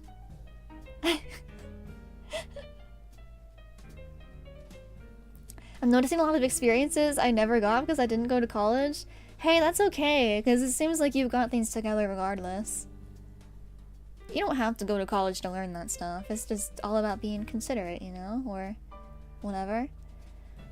I think, for me, I learned a lot about being considerate from college, which is kind of late in my life to learn that, but, I guess that was just the first time I experienced, like, not only being by myself, but also dealing with other people by myself. And having to navigate that and seeing all kinds of things. Yeah. Dishes in the sink. I'm like, where should I put this one? Isn't that where they go?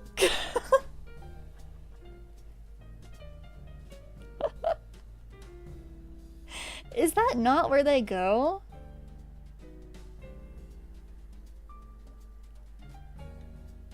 But I get what this is saying though, right? It's probably talking about like lots of dishes in the sink. Or dishes in the sink for long periods of time. That's pretty bad. People leave it in the sink and don't wash them. I mean, that is... Oh.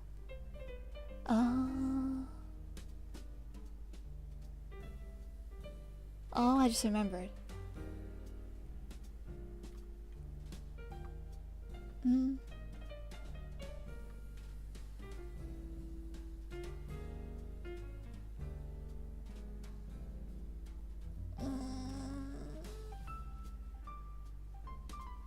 I'm trying to decide how big of a deal this is to me. I'll tentatively put it up in the top tier, I think. Because I've had personal experience with roommates not doing their dishes, and then I would end up doing them. I'll be fair, I had an agreement with my roommates, my second set of roommates, my last set of roommates actually, where the way it was supposed to go is one of us would cook, one of us would wash dishes, and then the other person was like, oh, I'll pay for all of the groceries. All of them. All of them. And then all of us would pitch in on general cleaning. But what actually ended up happening was they both were constantly cooking, like every single day, and would not touch the dishes, like, ever. And then I was the only one who was ever washing the dishes. There were so many, like, day-to-day to wash. And they also, like, would not put the dishes away or anything. Ever. The person who said they pay for groceries never paid for them. Yeah, I forgot to mention that. Yeah, they never did their part of the deal, ever. They would not pay for the groceries, ever. Or clean, ever. They never ever cleaned, so they weren't pitching in whatsoever. But that same person, this is really unrelated, but that same person would also, like, criticize us for not cleaning enough, for not cleaning and cooking enough. And it's like, girl, you aren't doing anything. Why are you getting on me? If you want the dishes cleaned, then do them. I don't know. Help out. Yeah, it's like a lesson that I ended up learning, that seeing all those dishes in the sink, like most of which were not mine, it's a lesson that is not a reasonable way to, you know, split up the cleaning. And in the future, if I live with somebody ever again, we're gonna have a chore board. I'm sorry, we're gonna go back to kindergarten, and we're gonna have a chore board, and we're gonna split this up evenly, and we can switch it up every once in a while, but we are having a chore board. We are holding ourselves accountable. We are adults. We are adults. Oh my gosh, I've suggested chore boards to all of my roommates, and all of them have said no, because they were like, no, that reminds me of being at home too much. Or, no, we're responsible. We can all handle it. We can handle doing chores. We're all responsible people. And then all of them would be really dirty and not do chores. And I'm not saying that I wasn't, like, part of the problem at all. That's not what I'm saying. I had many moments where I was messy and probably inconsiderate, but like, it's a lesson when you witness it, and especially when you end up having to deal with their mess. And especially when you get criticized for their mess. I was called quote fucking dirty by somebody before because of it. Like, that is so wrong. So wrong. I'm surprised I didn't get more heated about that. So much personal experience went into my choice here. Realistically, if I didn't have much personal experience in this, I think I'd be like, whatever. The dishes will get cleaned, it's fine. But otherwise, with this personal experience, yeah, nah. We're doing a chore board, bitches. A responsible person would be okay with a chore board? Yeah. Like, I don't know. It's okay to have a chore board. It doesn't mean that we're irresponsible or anything. It just means we're holding ourselves accountable and making sure everybody's comfortable with the living space, you know? Like, that's totally fine. It's totally reasonable. It protects both of us, you know? Both roommates. Or multiple roommates. It depends how many people you live with. You know, it's protecting everybody. Because we all want to be comfortable living here.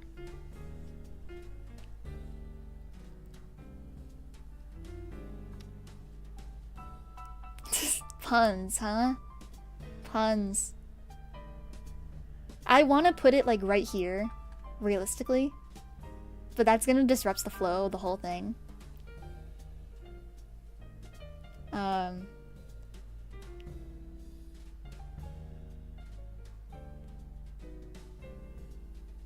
What do you put that shit all the way down? I don't do that. I don't do puns that much. You're the one who does puns.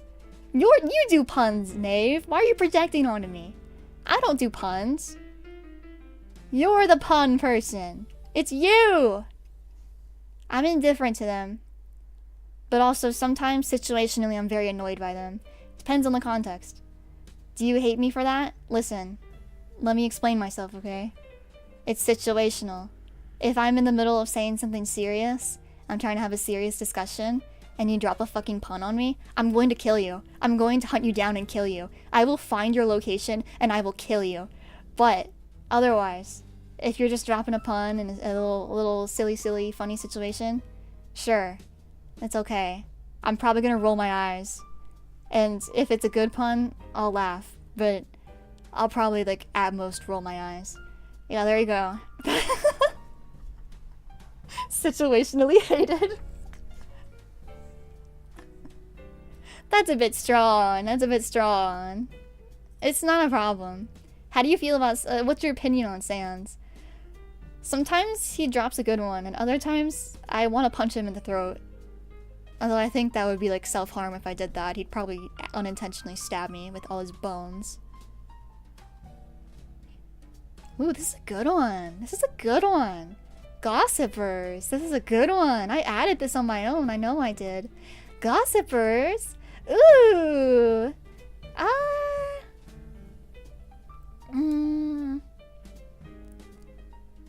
don't mind gossip, but it depends on how it's handled. I'm a bit of a gossiper too. Like, I like to tell my friends what's the what, but what I'm thinking of is somebody who gossips all the time, and like that's their primary form of communication. Especially people who like twist the truth to gossip, or people who will like make assumptions about others and then talk about it, and then you ask them for a source and they just say something I heard from somebody else, you know? Not a fan of that. I've had a few friends where they were major gossipers, and I would ask them like, no, they would be like, oh, I heard so and so is a bad person because I heard that they are really rude and that they're fake nice and this and that. And I'll be like, oh, interesting. So like why are they rude? And they'll be like, oh, well, I heard that from this person. They said that they were rude. And I'm like, but like, how are they rude? And they just won't elaborate. That's weird. Cause that tells me you just don't like that person for no reason. Right? Like, like, if it's okay if you don't like somebody, but like, why are you creating false reasons just to hate on them and make other people hate them? Like, that's so weird. But like, gossip in general, like if it's actual real juicy gossip, like, oh, I heard this person like broke up with that person, ooh, that's kind of fun. That's kind of fun. As long as it's tame, you know, we're being relatively nice. I saw someone make a whole drama tube video about the fall of W. Ryan. It was 40 minutes of nothing. I know! It's ridiculous. It's like, that level of talking about others I think is unnecessary and silly. It's like, do you really have nothing better to do with your life? You're that miserable? You're that miserable you're gonna make shit up about somebody just because you don't like them or you think they're cringe? It's like, what did they do that was actually wrong? That's what I want to know. Like, that's actual gossip. Is like, oh, this person did this. It's like, yeah, that's gossip. That's actual gossip. The other stuff, that's just being a bitch. In kind of a similar vein, can't keep secrets.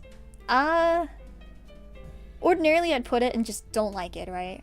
But I have a specific situation where I'm a streamer, content creator, person online who is anonymous. I'm an anonymous creator online.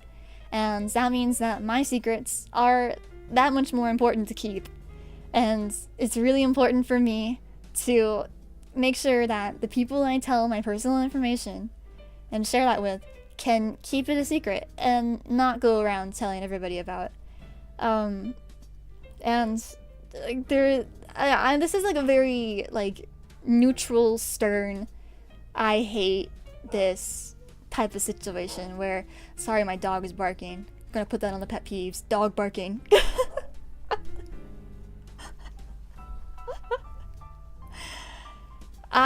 Listen, I wonder who this could be about. Listen, I'm not even talking, oh my god. Maeve keeps self-reporting this whole stream, dude. Like, why? I'm not even, like, talking about her most of the time, and she keeps self-reporting. Stop self-reporting. You don't need to defend yourself in my stream. I'm just chatting here. You don't, like, just relax. Just relax. There's a train. I don't know if you hear it. No, like, I've run into this in the past, or, like, with several people, where I will look at a person, and I'll be like, can they keep a secret? Can I trust them with this information? Or have they proven to me that they cannot be trusted to not blab about all of my information? And so if I determine that somebody cannot be trusted with my information, especially in an internet context where it's related to ephiepen, you know, my work here, I just don't tell them anything. I just don't tell them anything that I don't want people to know about, because I don't want to risk it. But like, if you're that kind of person where you cannot keep a secret,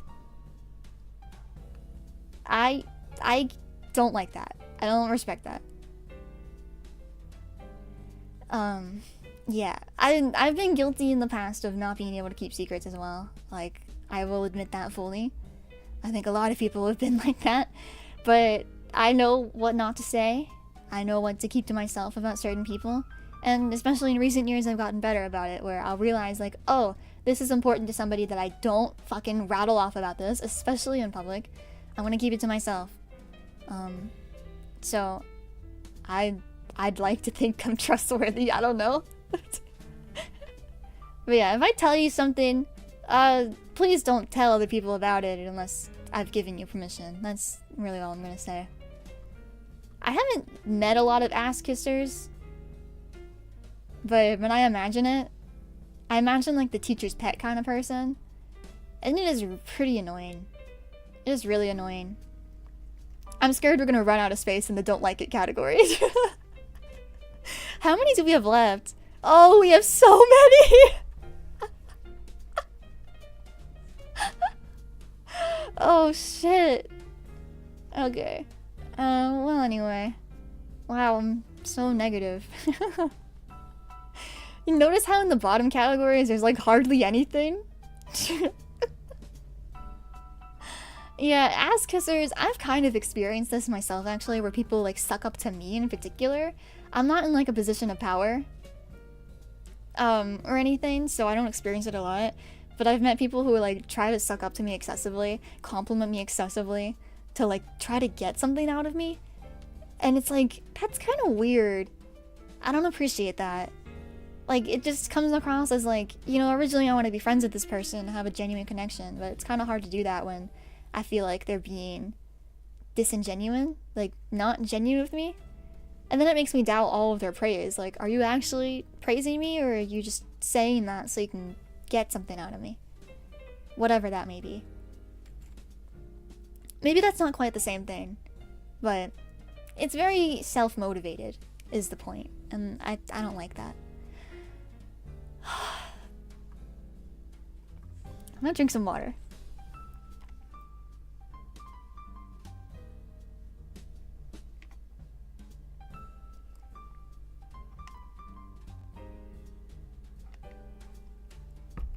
Clout chasing is definitely related, but there's also the vein of like doing anything for clout. So posting slop, for instance, or just doing trends because they're trends. I personally think that clout chasers are some of the most insufferable people you will ever meet in your entire life. Can I be so real? Can I be so for real? I knew some clout chasers in the past where they would just do anything for clout. Anything. They would post anything. They weren't in it for the love of the game. They were in it... No, I said that wrong. They weren't in it out of genuine interest. They were in the game because they wanted to be famous. Anything to be famous. They just wanted attention. Isn't this like the same thing as attention seeking? That's what that is. It never lasts. It doesn't last. That's the problem. I just don't understand the point of it. I don't understand the point of it. Because you're not going to get genuine fame out of it. You're probably going to be forgotten in like a week. Which is like, what's the point? What's the point? But I knew people who would just do whatever content got them views, and I'd never really respected that. I really don't. And that's something like... It's the reason I went on hiatus, actually, is because I caught myself kind of falling into that, where I wanted to do things for views or analytics to see the funny number go up. I realized that I'm not going to be happy if I clout chase or become famous this way, you know? So that's why I went on hiatus, like several times throughout YouTubing for me. I've gone on hiatus or quit channels and stuff because I didn't want to, like, clout chase. I hope me chasing numbers isn't seen as clout chasing. Number one here isn't seen as clout chasing. It's just funny. I don't know. It's funny. Oops. Okay, it's fine. I'm trying not to zoom in on the thing because I have it really... It's set up so particularly in OBS. I want you guys to be able to see the whole thing. No, clout chasing is like people posting slop on the internet for fame. That's what that is. It's annoying. It's stupid. Don't do it. Don't do it. Micromanaging is kind of similar to backseating. Where did I put backseating? I'll put it up here. It's actually kind of the same thing in my head. But I guess in this context, it's like a boss or something. Or like somebody you work with is like, oh, you're doing that wrong. You're doing that wrong. Oh, did you remember? You gotta remember to...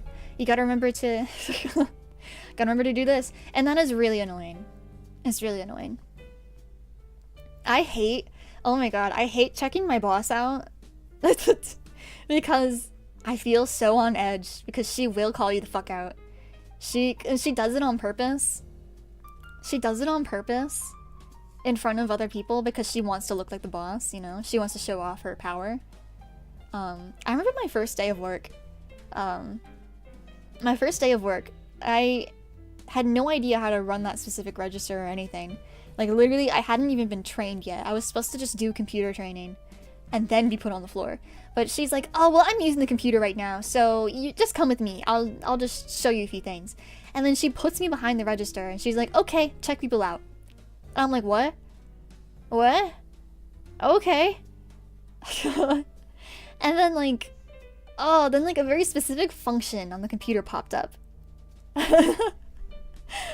a function that I now know you can normally just ignore, especially in this situation. There was a full line of people, and we got prompted to do what's called a cash pickup.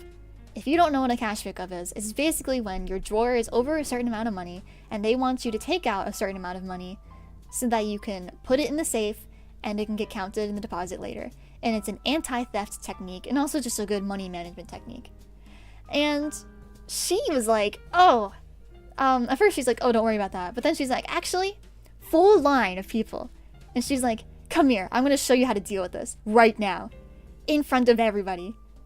And I was like really, really nervous because, you know, full line of people and I'm stressed the fuck out about getting them out one time.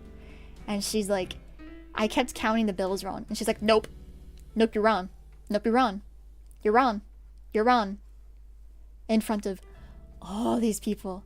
And then, like, I got it wrong once again. And then she yells to everybody in line, it's her first day, guys. Cut her some slack. Maybe that's not the same thing as micromanaging, but that's the kind of person she is, where she wanted to show off how powerful and cool and manager-like she is, you know? She does it all the time. So, like, I checked her out once, a couple months later, and I didn't ask her, oh my god, we have a policy. 3 items or less, you're supposed to ask if the person wants a bag. Otherwise, you don't bag it. It's so you can save on bags. I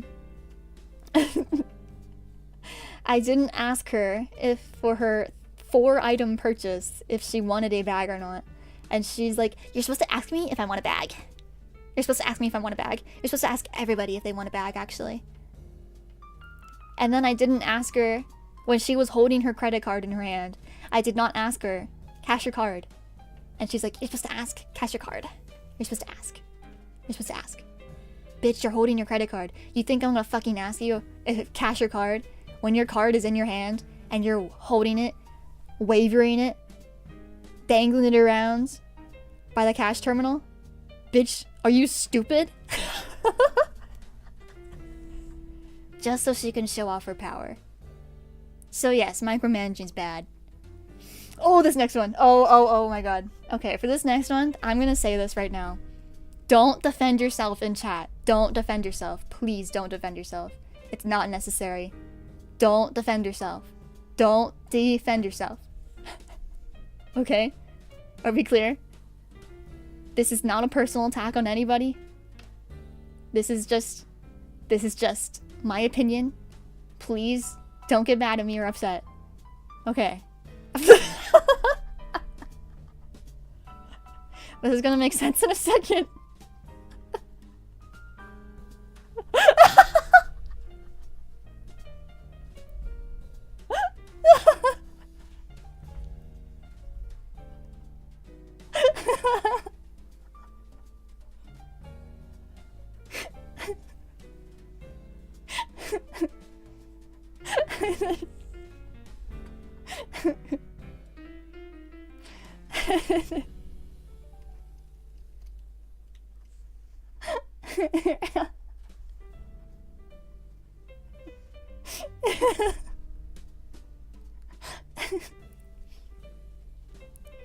Some context. So like, if you're stupid unintentionally, you have a little slip up, that's okay. That's not what I'm talking about.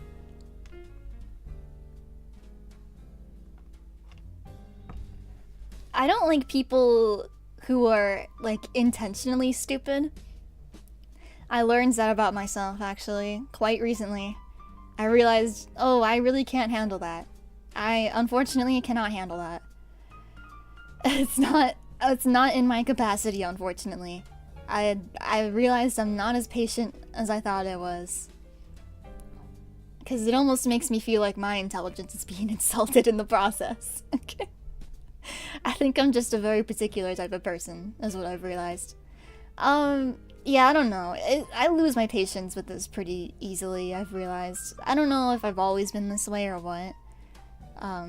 But yeah, that's really it. But if you're being like, if somebody in public is being a nuisance, being stupid, I also lose my patience quite a bit with that.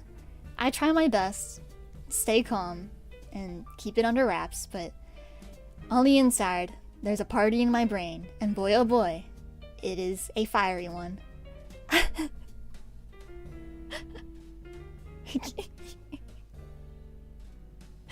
If you guys knew why I gave that full speech at the start, if only you knew the context of why I said that. But it's not my business to tell. I keep zooming in. Oh my god. Stop. It's sort of combative stupidity where someone is intentionally weaponizing being dumb. Yeah. That's what I hate. I don't like... I have that later on. I have something like that way later on. I don't like that at all. I don't like when you're being stupid and then you're like, oh, I don't know if I should say this.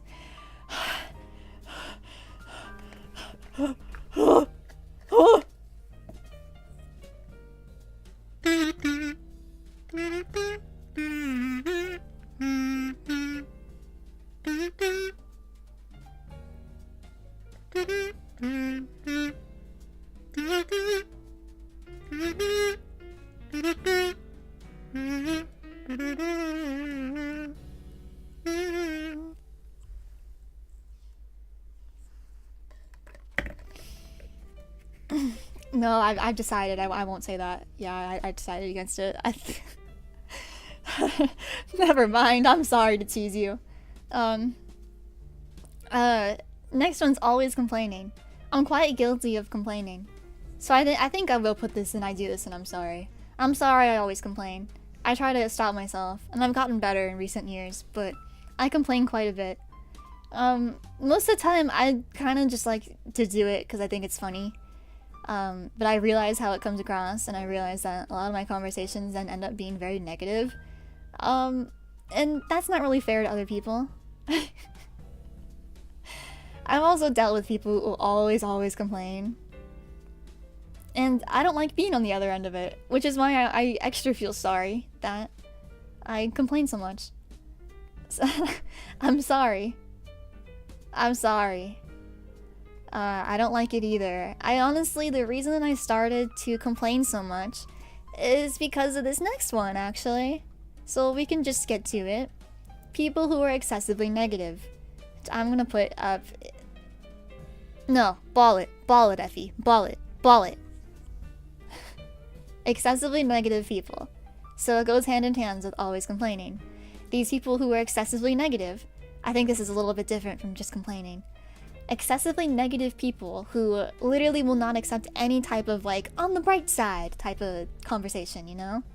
Which is something I try to offer, or I try to offer understanding, or whatever, you know?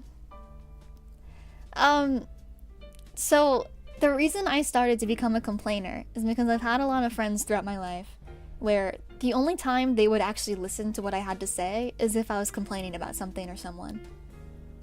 Like, literally, that's all they would ever talk to me about. All they would want to talk about is complaining or talking negatively about other people. And I'm no longer friends with those people because I realized I don't want all of my conversations to be about other people or about complaints. I want some balance. I want to talk about anime. I want to talk about hot men. I want to talk about something stupid every once in a while. You know? I don't want to just complain. Or just be negative. The thing about overly negative people, and I know that sometimes like neurodivergency can fit into these pet peeves. I'm not talking about that. I'm talking about just people who actively choose to be negative, you know? There's no choice in depression.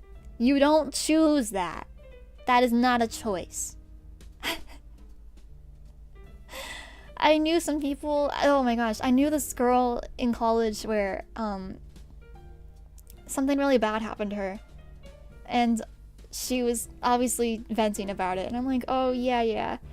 But like, to try to cheer her up a little bit, I wanted to offer like, on the bright side, you know, like, and then.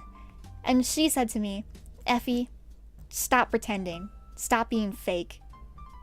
Give it to me straight. I'm screwed. And I'm like, so you just want to wallow in your negativity? What? How is that fake? How is that fake of me to offer a bit of positivity? It's not like I was pretending. I was being genuine. I genuinely was like, hey, you know, on the bright side, like, it's not all bad. Like, you can come back from this, you know? It's okay. Nah, she wasn't having it. And so, yeah. I also, the reason I put complaining, and I do this and I'm sorry, this whole stream is literally complaining. I can't sit here and pretend like I don't do it. They're so negative, they can't fathom any positivity. I know. There are people who think any attempt of seeing the bright side is just toxic positivity. And it's not! It's not toxic positivity. Toxic positivity is when... Toxic positivity is something else entirely. I don't even know an example, actually. I can't think of one off the top of my head. Like, you can acknowledge things suck. You can acknowledge that, and that's totally fine. I'm fine with acknowledging that too. But so that I don't lose my mind, I need to see some kind of, like, other side of the coin. I forget the phrase. Other side of the shoe? I don't remember the phrase, but I need that, personally. I even try to offer that to myself. I've had some negative experiences in my life, and I try to offer to myself, well, at the very least, it's a lesson, you know? I've learned how to identify, like, this type of behavior and avoid it in the future. See, it's that easy. It's that easy. But no, some people don't like that, and I'm not a fan. I don't really want to be friends with people like that, I'm sorry. I'm sorry to say it. I'm not really a fan of, like, overly self-deprecating humor either anymore. Both to myself and also to, like, other people doing it. Like, that's your prerogative if you want to do that, but, like, I feel like you should be nicer to yourself, you know? I'm gonna calm down and prep for bed. Have fun complaining. Thank you. Thank you for being here, I appreciate it. Good night. Speaking of good night, actually, we got snoring. I would put it, like, in between here.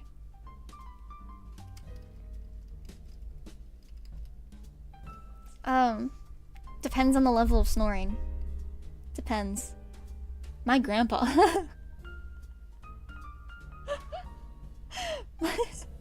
I've known some pretty loud snorers. I remember when I would stay with my grandparents as a child that my grandpa, oh man, he would fall asleep really fast, and that man would snore so loud. He would snore so loud. I don't know how my grandma could sleep with him. It was like so loud. I don't really ever hear anybody that I've ever lived with snoring. Well, maybe because we had separate rooms. I tend to sleep pretty, like, I can sleep through a lot of things if I'm comfy enough. So, snoring has never woken me up before, including my grandpa's snoring.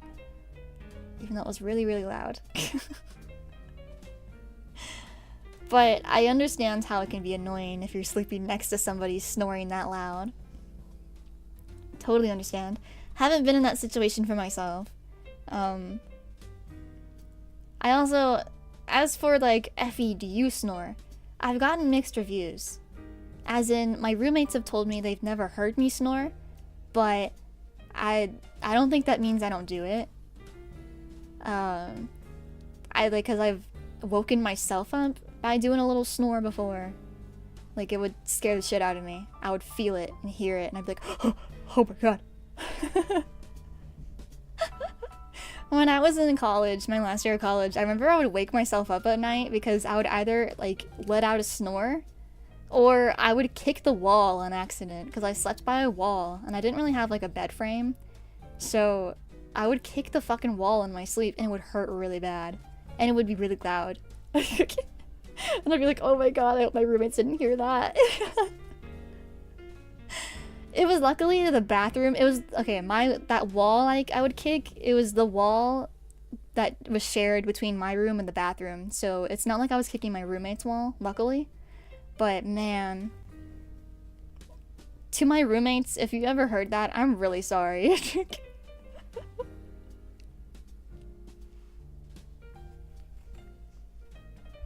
I don't know. I don't really know.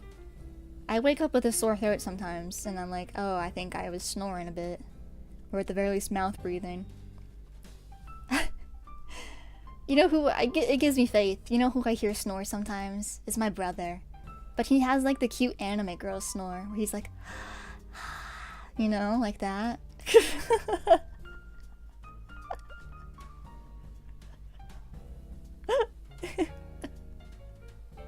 I hear it sometimes.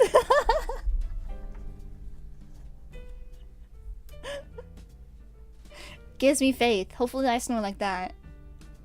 I don't know though. I don't know. I'm scared to find out. Spoiling media? Specifically if it's on purpose. Specifically if it's on purpose. It goes up here. It goes up here at the top. If it's on purpose. And yes, people do it on purpose. I've seen it on Twitter. On Twitter.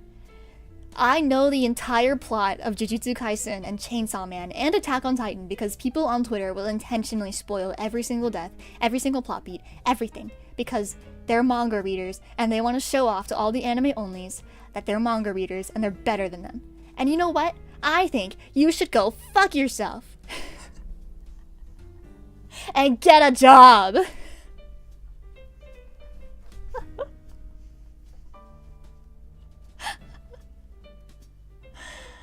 However, if it's an accident, or you specifically asked me, hey, can I spoil this for you? Are you ever going to watch this thing? And I say, yes, you can spoil it. I don't mind. If it's an accident, I would put that in kind of annoying. Because, you know, you spoiled it for me. Can't go back on that. But it was an accident. And if it was intentional, and I said, yes, you can do it, then I would put it, and I like that. I would put it there. But specifically, people who do it on purpose, I think you are the worst. I think you suck, and I think you need a fucking job. And if you already have a job, get a second one. Get something better to do with your time than spoiling people about manga on Twitter. Get a hobby. Did you hear about MCU fans versus Swifties on Twitter? Because Swifties started spoiling Avengers Endgame? What? Man, those are some people who need a life. I'm glad I never got that deep into Twitter where I was like part of Stan Twitter. Because that shit sounds wild. And like, truly would have made my life worse. Way worse than using Twitter already did make it worse.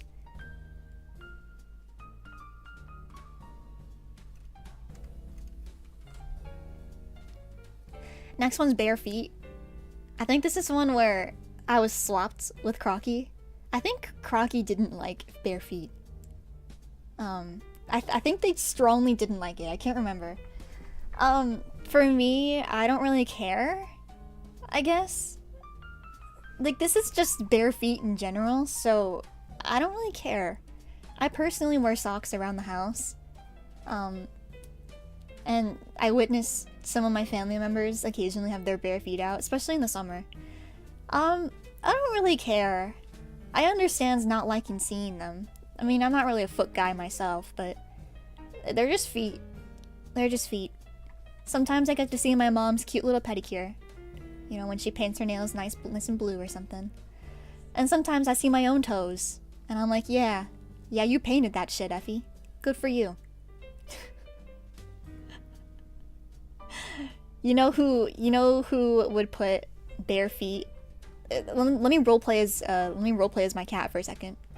All right, imagine I'm my cat. I'm Tiger right now. Meow meow meow meow meow meow meow. And I'm just kidding. To translate that to English, she would say, "I like biting toes, and I like scraping the nail polish off of Effie's toes, 'cause it's satisfying."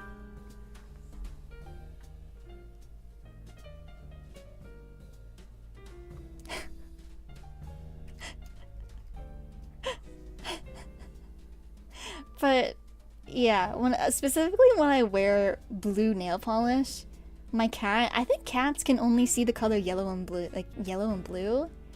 They can only see certain colors.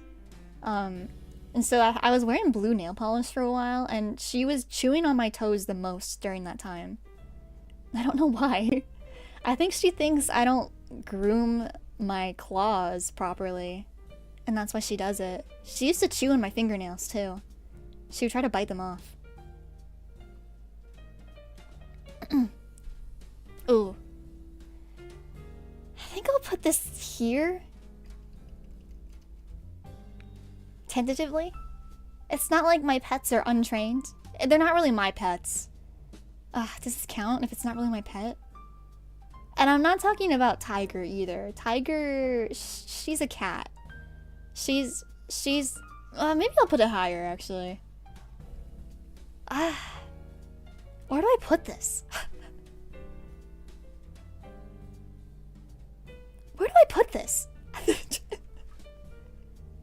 I'll leave it in limbo for a second and just talk about it.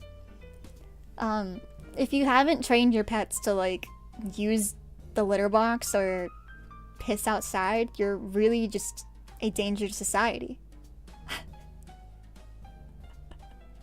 But truthfully, that is your own problem that you have to live with. If your dog is being a menace outside, like barking at people super loudly or like even trying to bite people or chase them, that's a problem. Maybe just don't take your dog outside, honestly. I don't know. I think I'll just put that up here. This is more on the behalf of like the owner than the dog. The dog? But all the dogs I've ever had, they've been very yappy, as you can tell. I've got a yappy dog. I think that's her biggest problem, is she gets really, really excited around people, and she wants attention, and she's yappy, and it's a problem. It's a problem. But if your dog is a menace to society, please just keep him to yourself. This one I don't care. Bad spelling or grammar. I misspell things all the time. Usually not on purpose. I think when I misspell things, it's because I genuinely meant to type in a different letter than I did, or a different word than I did. But like my brain or my fingers type something different. That's what happens to me all the time. I usually catch it pretty fast. Like that can be annoying, I think, for other people, and for myself especially. Because you're getting a completely different meaning from a sentence I'm saying than was intended. But I correct it pretty fast. Other people with bad spelling is totally fine. Because most of the time, I know what they're trying to say. Bad grammar, I think, is worse. Because sometimes that can make your sentences confusing to read and all that. But in all, it's not a big deal. I've been friends with a lot of people in the past who like English was their second language or something, and then even especially in those cases, I'm even more understanding of like, hey, you know, you're speaking English better than natives I grew up with, so like, don't sweat it, bro. Don't sweat it. Yeah, it's not a big deal. It's only a big deal when you're like super anal about correcting other people, but then you end up having worse grammar or spelling yourself. I think that is hypocrisy and rude and stupid and lack of self-awareness, but that's not what this is about. That's not what this is about. This is about just in general. I don't care.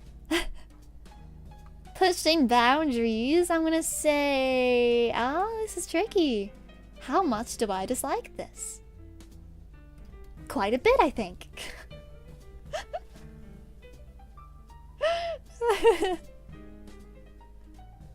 I had a friend like that in 8th grade. Messaging her was almost like a puzzle. I knew a guy like that too in college. Yeah, I knew a guy like that. He was really funny. It was even worse when he would use like voice to text, because it wouldn't really pick up what he was saying correctly, and it would become even more of a mess of like, what the fuck is this guy saying to me?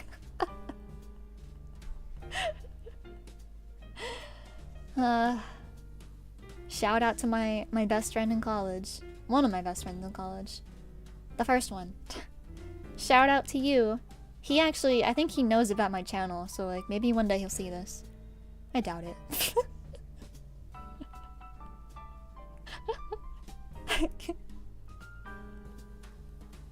I doubt it.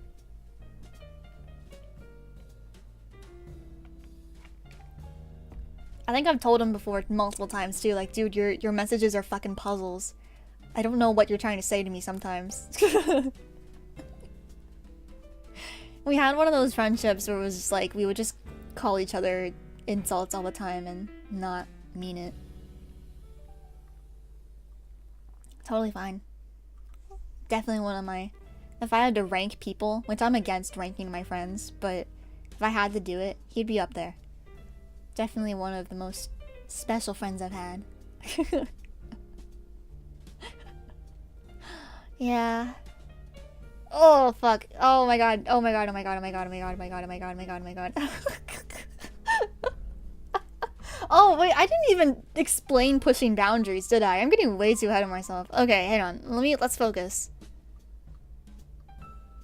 I think I scrolled up a little too high. I did.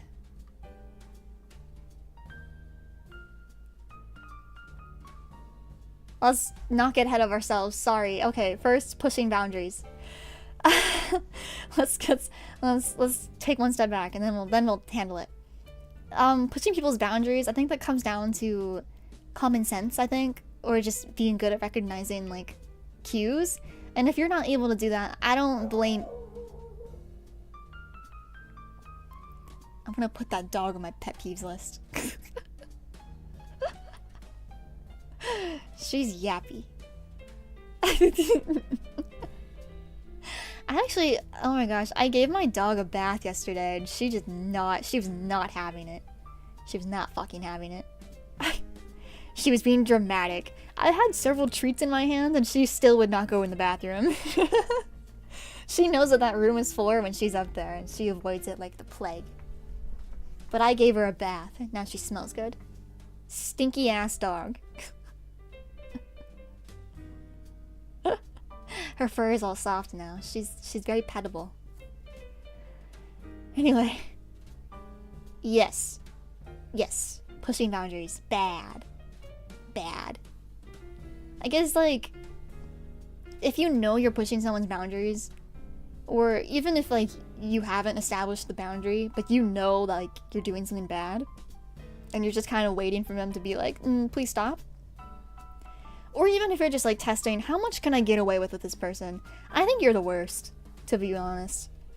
I think you should just be nice to people and be considerate, especially if you're friends, instead of trying to be a super villain, trying to figure out how much you can get away with before they get mad at you. That's wrong. If you do it on accident, that's totally different. That's different. Accidents are different. I'm not talking about accidents. Because accidents happen. If this was about accidents, this would be indifferent. If you're doing it on purpose, or even worse, if somebody established a boundary with you, they told you to stop doing something, and you continue to do it, I think that you should go and fuck yourself right in the ass!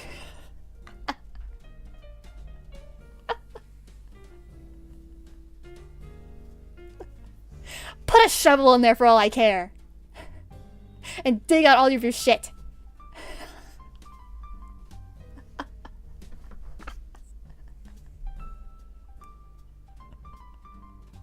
You'll find out real fast that you're full of it. Bitches.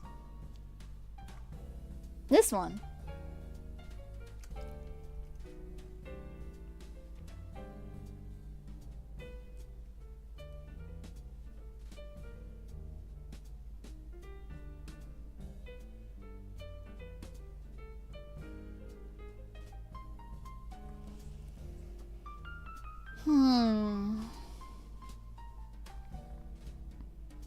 I have personal experience with this.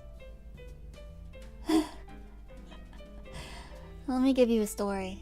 You guys want a story? You want a little story about my life? You want a story? Story time. When I was in college, my beloved friend in college, would ask me and vent to me about her boyfriend every single day. Literally every day. Literally every day. For several months. And sometimes she would ask me, hey, what do you think I should do? And I would say, bitch, break up. Break up with your boyfriend. He's not treating you well. And you have established that you're not into him anymore. That you've never really been into him to begin with. And that he is literally making your life worse in every single way. And he's constantly making you upset. And you're constantly arguing. There's honestly, I highly doubt anything good about this guy for your life. So you should break up and just end it. And she'd be like, but that's hard. She's like, yeah, you're right, but that's hard. Or worse, she'd be like, oh, okay, yeah, I think you're right. I should break up with him. And then wouldn't. And then the next day would come back and be like, Ephie, oh my gosh, he did this and this and this today.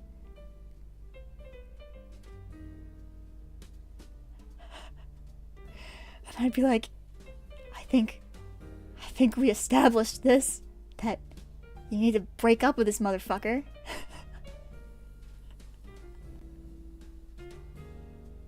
You know what? She never did break up with him. He had to break up with her. I've told that story before. And like, listen, I'm not trying to shame her or anything. I understand it's hard to break up with somebody. Especially in those circumstances. I get it. But if you're gonna ask me what I think, and you're gonna ask for my advice, and you're gonna repeatedly ask for my advice, and even agree with my advice, and then not do it, and come back. Thank you, May, for the donation.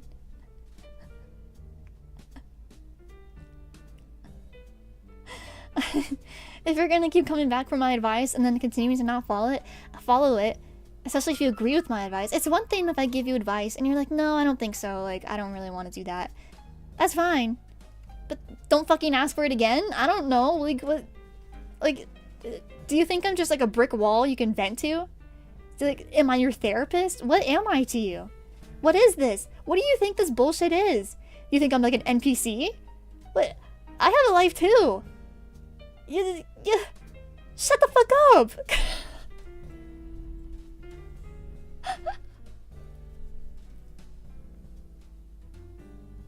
To this day, I get people asking for my advice and not taking it, and then admitting I was right. Yeah, they need... Oh, fuck. Oh my god. I hate that shit. I'm sorry for you. I get you. I get you, man. I'm sorry.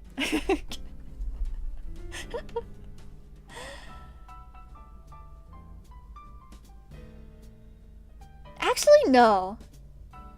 No. This is gonna be the first one we put into I do this and I don't give a fuck. I don't give a flying fuck. Expired internet slang. I either would put this in I do this and I don't care. Or I really don't care. Like, I really do not care if people do it.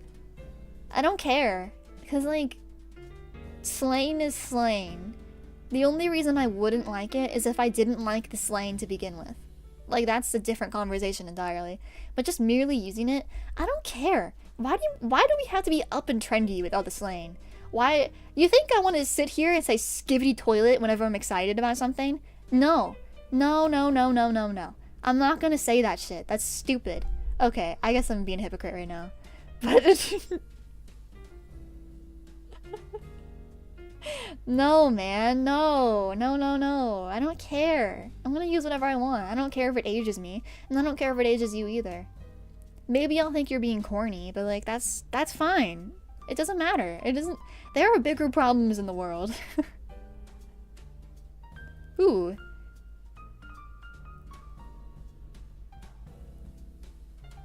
Skibbity hasn't expired. Once it's expired, it'll become cool to say skibbity.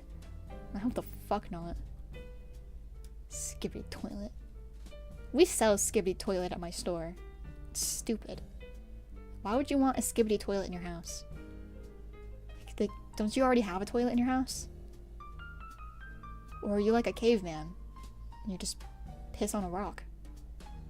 Why would you want that?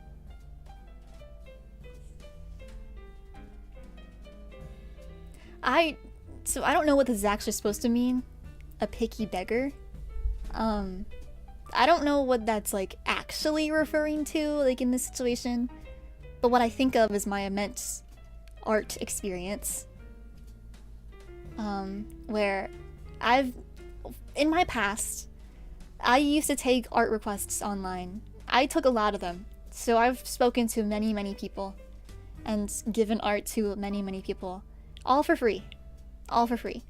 And sometimes, instead of just being like, oh my gosh, thank you so much, like, I'm really grateful you did this for me, you know, like, for free, you know, it's really nice of you, and I'm grateful to have more art on my character.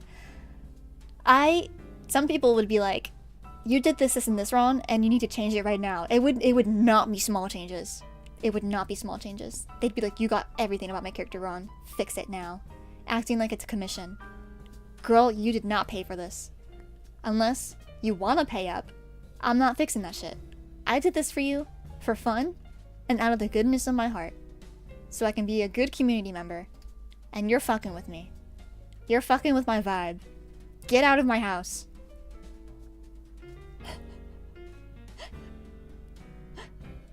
Don't be picky. You're getting free stuff. We're running out of room on this.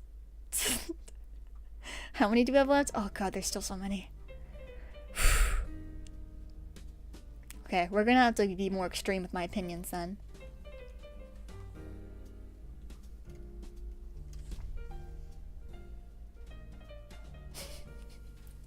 If you're teasing other people's interests, I think you're the worst. You're just not a good friend or a good person. Like, if they didn't do anything to you, they just like a thing. It's not even like that cringe or anything. Even if it is cringe. Even if it is cringe. Like, unless it's literally something really, really terrible that they're into, I don't understand why you would do that to somebody. Cause, like, maybe you yourself are not into the thing. I feel like just not having interest in their interest is different from actively being like, wow, you're into Undertale? Huh, fucking loser. Like, that's not nice. It's not nice. It's that simple.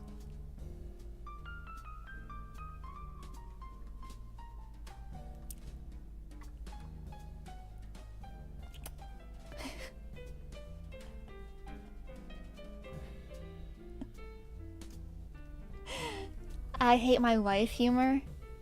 I think I hate my wife humor is funny for a very different reason than you may think. I think it's funny because the people making those jokes and genuinely believing them are just so uniquely miserable. And it's really interesting to observe. It's like, wow, you're really miserable. You're so miserable and you're not doing anything to change your life. Instead, you're just complaining about how much you hate your wife. Like, wow, you're bottom of the barrel. That's so fascinating. I want to know more about you. I hate my wife humor, for those who don't know, is, basically, it's usually found in, like, boomer men, where they see, like, the wife as the old ball and chain kind of joke. Like, they hate their wife. Like, that's the joke. They hate their wife, and they think their wife is making their life worse. Definitely the kind of person who needs to get a divorce. Kind of misogynistic. Probably extremely misogynistic.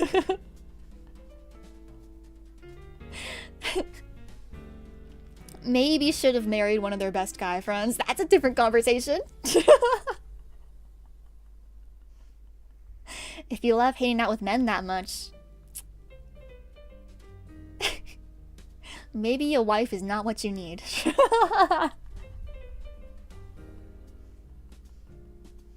Just saying. But yeah, you know, they kind of just blame all their problems on their wife. And that's not right, because the wife most of the time probably is not the problem. It's just fascinating. It's fascinating. That's why it's only kind of annoying to me. But I would not want to be friends with or know one of these people. I would change my mind really fast. I just saw what the next one is. Ooh.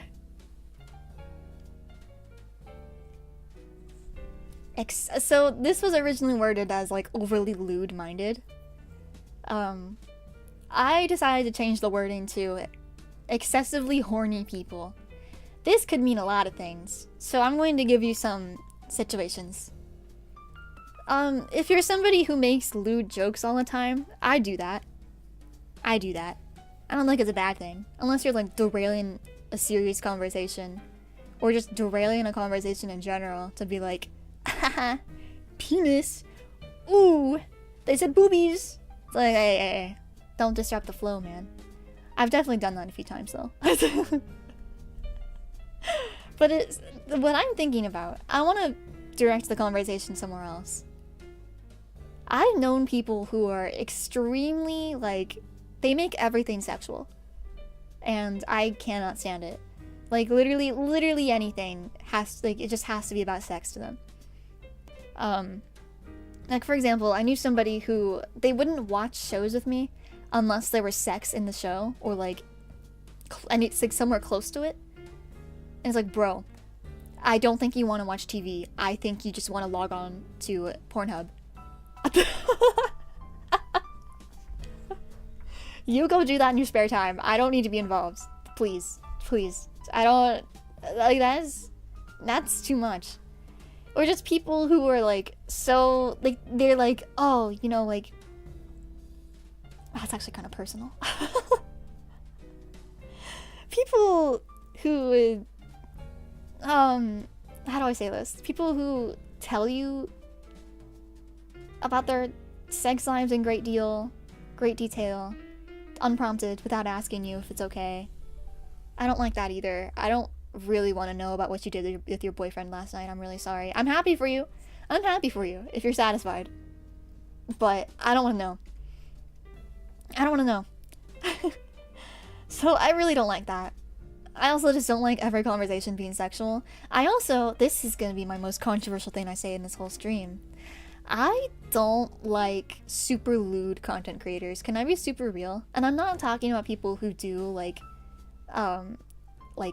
actual sexual content. That's different. I mean people who constantly make sex jokes. Constantly. Like, that's their whole bit. Or they constantly bait their audience into like, you know, like stuff like that, you know? I'm not really a fan of that. It's not for me. I'm really sorry. I tentatively respect it. Kind of, I suppose. If that's your thing, that's okay. I'm not judging you. You know, but like, it's not for me. I'm never personally going to do that.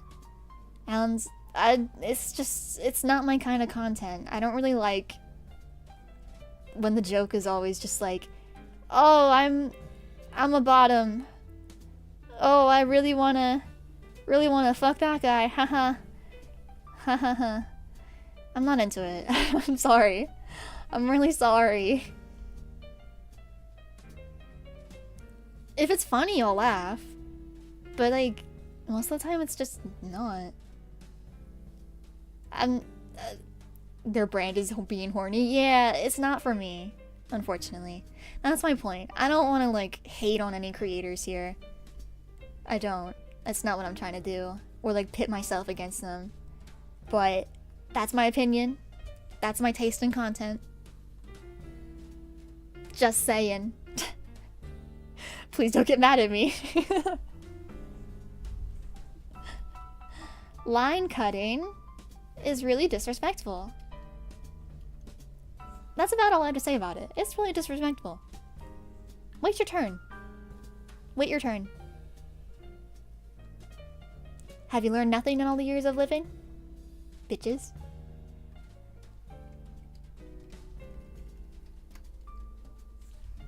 Not apologizing when you did something wrong, and you know you did something wrong, is really terrible. It's really, really terrible. I don't like it.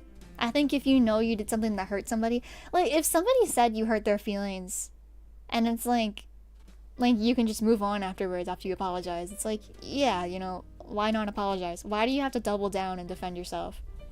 It's like you gotta learn the difference between like the knee-jerk reaction of, oh, I hurt that person and I feel really terrible about it, and taking that out on somebody, versus feeling that knee-jerk reaction and just apologizing for it and moving on. I'm sorry you felt that way. Oh, that's bad. It's prevalent in online spaces where people will not take accountability. Yeah, I don't understand it. Because it's not like they're saying you're a bad person for like maybe you said something like an offhand comment and they were like, oh, I didn't like that. Please don't say that again. Just be like, oh, I'm sorry, I won't do it again. It's that simple. There's no war, there's no fighting. It's just a simple little interaction. But some people turn it into a bigger thing than it needs to be, and I think that's silly. They turn it into a personal attack.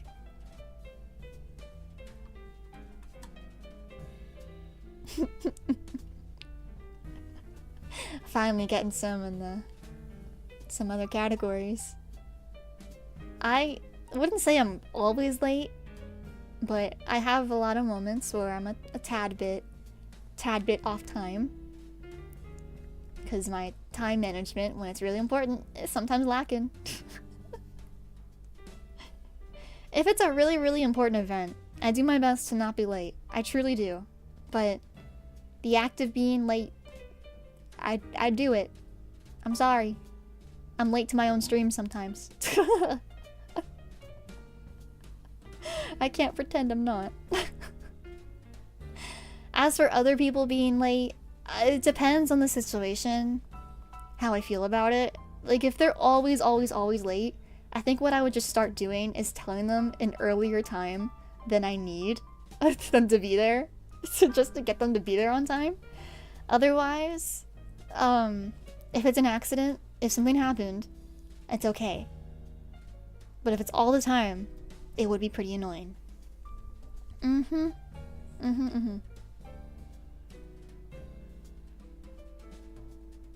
I rarely do this because I hate it so much. Contacting customer service, I avoid it as best I can. But like recently I had to contact customer service because my package was sent to the wrong location. And it was the most useless fucking experience I've ever had. Like, they didn't... It was just like, oh, like, yeah, we'll make sure that won't happen again. Like, okay. What about my package? Luckily, I got my package because I grabbed it, but, like, it's just, I don't know. I feel like there's so much about customer service, like, online, that can go really wrong and end up being really useless. Like, talking to a fucking chatbot. Get the chatbots the fuck away from me, bro. They aren't doing shit. Get me a real human being and we can talk. Ugh.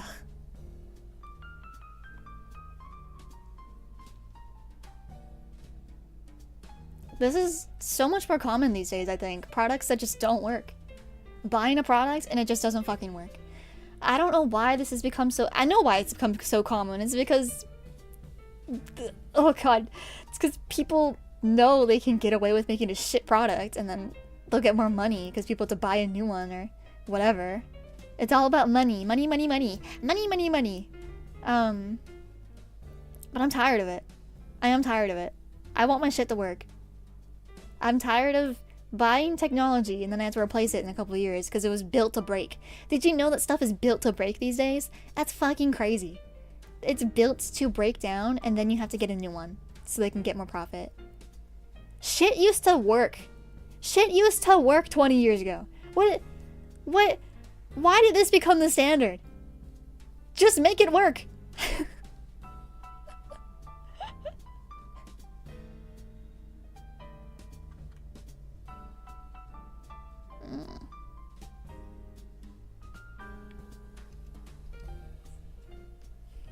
Having no backbone. I used to be one of these people quite strongly. I have my moments sometimes nowadays, but I see it in other people now. Like the most basic no backbone moments. And it's not really causing me issues, so I don't really hold it against them unless they make it my problem. But when I witness it, I'm like, damn, is it really that hard to just ask for some ketchup? Damn, is it really that hard to just... Okay, maybe this is a bad way to put it. Maybe, is it really, like, can you not just tell people to not insult you blatantly? Can you not just, like, stop being friends with that person? And I know those things are hard to do. And it takes practice. I know that. I've had experience. And, again, I am not talking about people with anxiety or anything like that. That's different. That is different. I'm talking about people who can do better, have the ability to do it, and just choose not to. That is, like, this is a completely different conversation. Right? I know people who have anxiety, who have more backbone than people who don't. Can I be real? Can I be so real? I actually, oh my god, one of my friends in college was like, she has anxiety. And she was medicated for it. And because she was medicated for it, my other friends who did not have anxiety, or were not even, like, maybe were considering getting diagnosed for it, would make her do everything in terms of, like, oh, can you ask him for ketchup? Oh, can you ask the server to get me a fork? Oh, can you do this and that? They would make her do everything because she was medicated for it, and they were like, oh, well, you're immune now. That's not really how that works. She still gets nervous too. But when I witness this, it just makes me feel like, oh bro, you're letting people walk on you. That's not good. For your own safety, please get better. Please try to practice. Please, please, please. But I understand that it's hard, which is why it's only kind of annoying. I'm trying to be understanding. Like, I've been there. Sometimes to this day, I'm there. It's hard. But you gotta just put your foot down. Don't let the bitches get you. Don't let them win. Invest in a knife. I don't know. It's interesting to see what things people will stand up for versus what they won't. Yes, it is. There's an interesting phenomenon I observed in some people, actually. You wanna know? You wanna know? You wanna know what I saw? I knew people, I knew girls in college who would put up with anything and everything from their boyfriend, would forgive literally everything from their boyfriend. But the moment one of their female friends would do the same thing to them, they'd cut that friend off instantly. And I never understood why. Why are you putting up with that from your boyfriend, but not from your friend, who I guarantee that friend would be more willing to hear them out and correct the behavior? So, like, I don't understand. Why are you putting up with so much from your boyfriend and not your friends? It's like, what's up with that? I knew a couple people who do that. I don't understand it.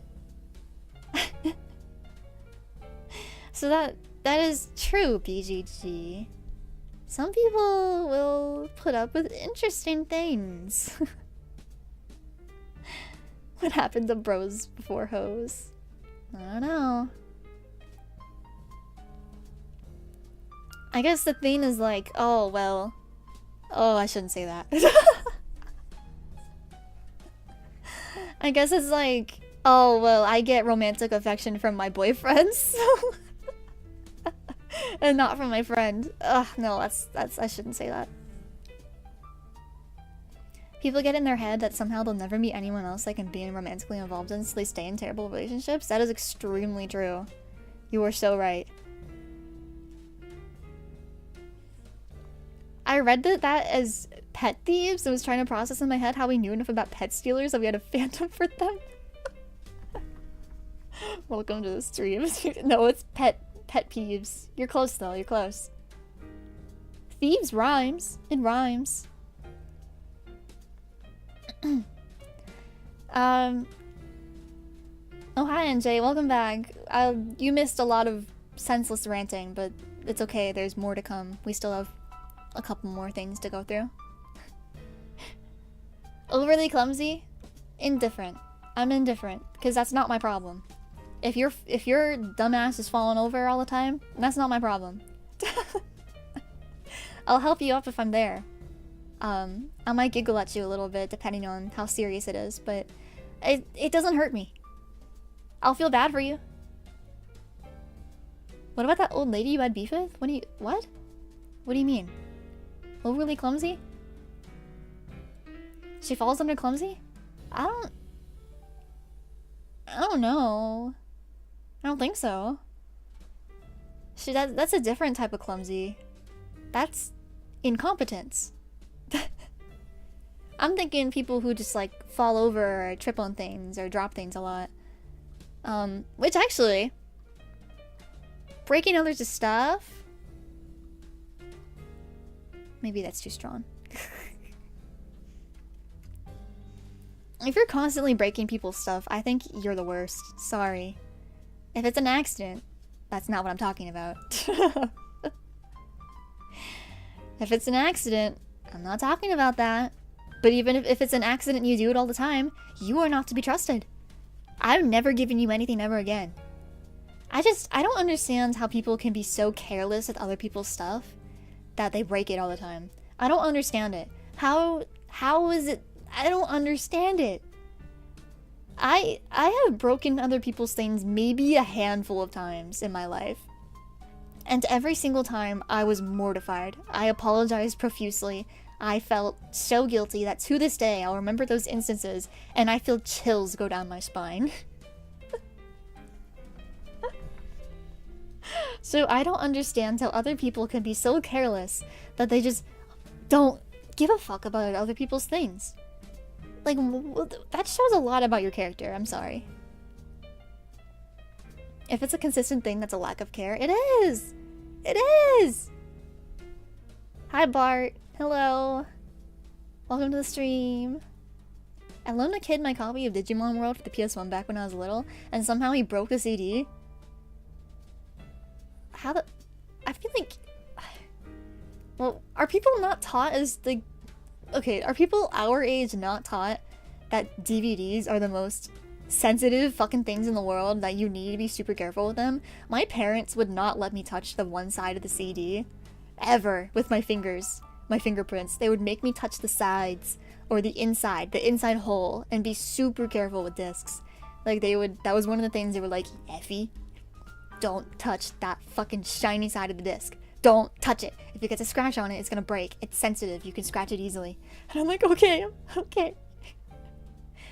Like, do people not learn that? Especially with old stuff? PS1? Come on. Yeah, you're supposed to use the hole. Put it in the hole. But don't you like putting things in holes? Come on. Come on. Sorry. That was tasteless of me. Maybe a bit hypocritical. Couldn't help it. Oh! Sorry, I read what that was.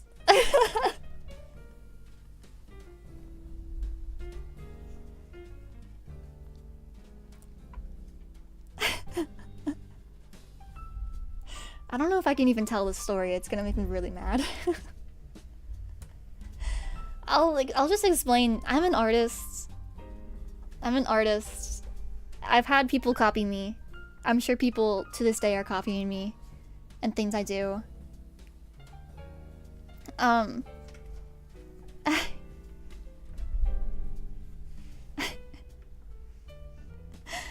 Copying, so like there's copying and giving people credit, and that's different.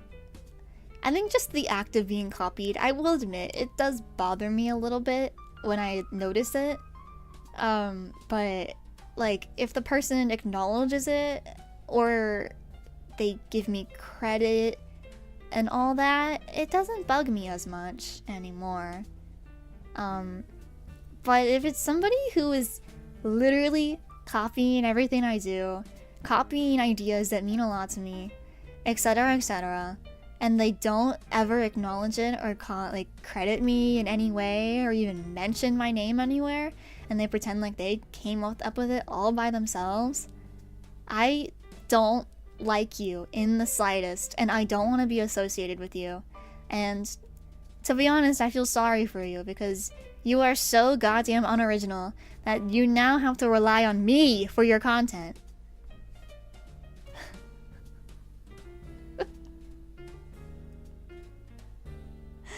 It's like, your content is waiting around for me to do something? Man, you're pathetic.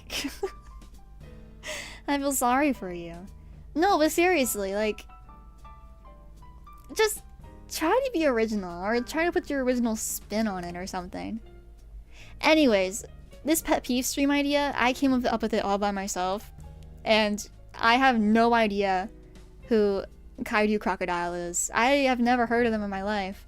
It's possible that they did a video about pet peeves before I did this stream, and it's possible I got the idea from them, but I'll let you choose what you think the truth is.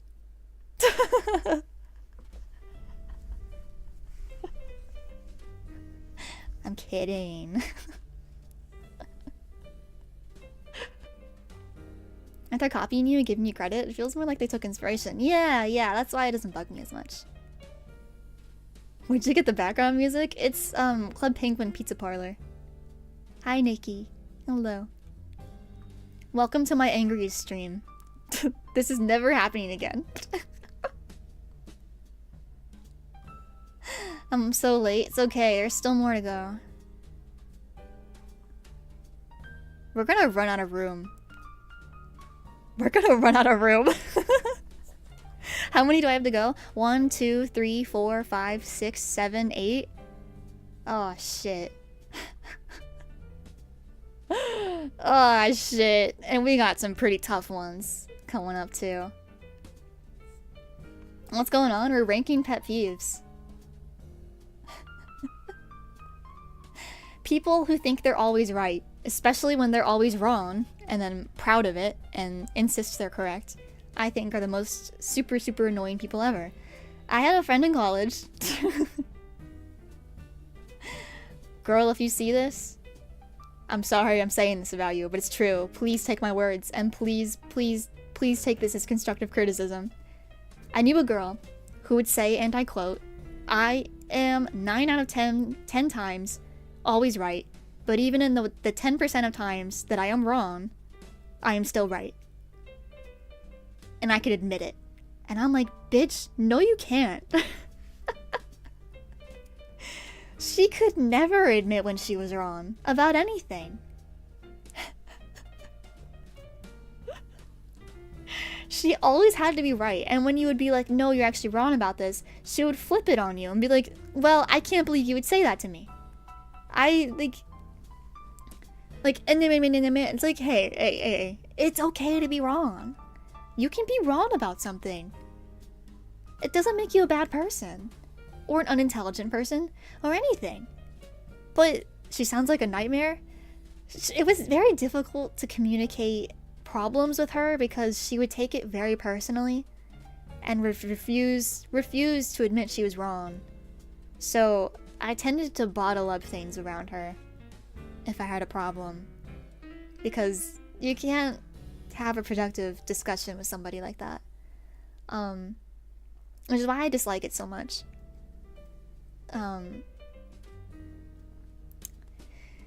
It's really annoying when those types of people are actually right too, because they'll be like, huh, and you didn't believe me. You should have trusted me because I'm always right. I'm always right. Becomes like a point to their scoreboard or something. It's like, girl, grow up.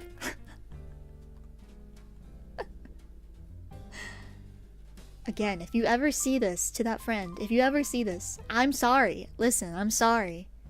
But like, please, you are not always right. You're not. You're not. And that's okay. It's okay. It doesn't make you any less of a good person. It doesn't make you any less. I think you'll have a much more productive life and much more productive discussions with people if you just accept that sometimes you're wrong. It's fine. You're okay. I don't hate you. Okay? I'm wrong about things. So are you. It's okay. They're there. That was so condescending. I'm sorry. I didn't mean it for it to be like that. Speaking of condescending. Backhanded compliments. I literally just ended a friendship like this last year. It's tiring dealing with people, those kinds of people. Yeah. I don't blame you. That's why I stopped talking to certain types of people too.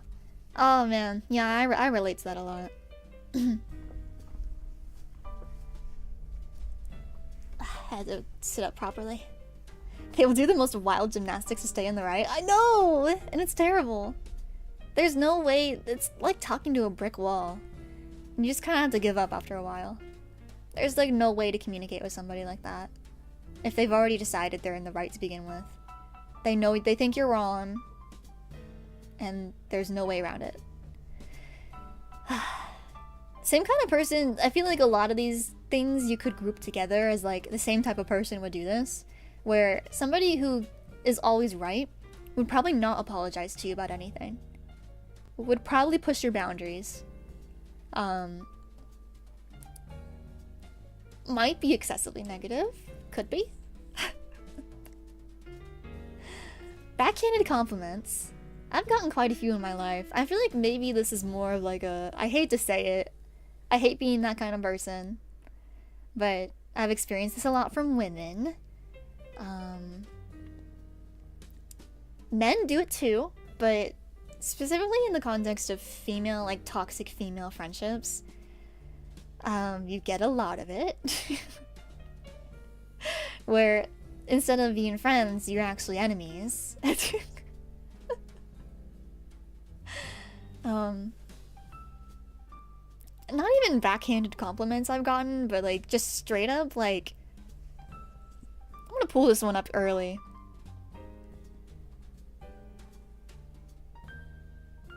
Unnecessary comparison. Oh, you know what I should have put on here? I didn't put it on here. Bragging. Excessive bragging. All these three things go together in my opinion. I think of the same kind of person. I'm gonna kind of group these two together. So somebody who gives you backhanded compliments or somebody who compares themselves to you unnecessarily. I knew somebody in college where Ugh!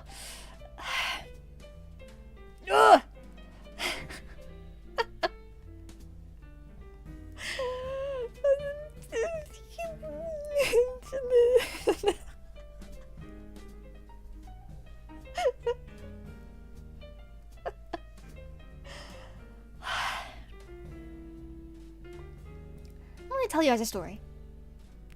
I went shopping with my girly friends, my girlfriends, my Tomodachis, and we went shopping and we all bought clothes. I happened to purchase a dress. It was a bodycon dress. If you don't know what bodycon is, bodycon means it body conforming. Is that what that stands for? It basically it fits your silhouette very tightly. It's a tight dress. Some extra context about me. My VTuber model is pretty accurate to how I look in real life. You may have noticed that there's not a lot of curve going on my model. That's intentional. I like to stay true to myself. And I quite like myself, by the way. I don't care what you think. But I happened to buy a dress that my friend I went shopping with, already owned. She'd already bought it a couple months prior. And this friend is a bit more curvy than me. And so I revealed the dress when we were all showing each other our things. And I was wearing the dress. And I'm like, oh, do a spin, you know, haha. And this friend's like, oh, I have that dress. I have that same exact dress. Oh, we're twinning. And I was like, oh yeah, that's cute. You know, that's cute. We're twinning. But then they went back into their room, changed into the dress, came back out, and were like, yeah, this dress fits really great on me because I'm so curvy and filled out. Man, bodycon looks so good on me. Haha. Look at this. Ah, yeah. Yeah, because, like, I'm a C cup. Haha.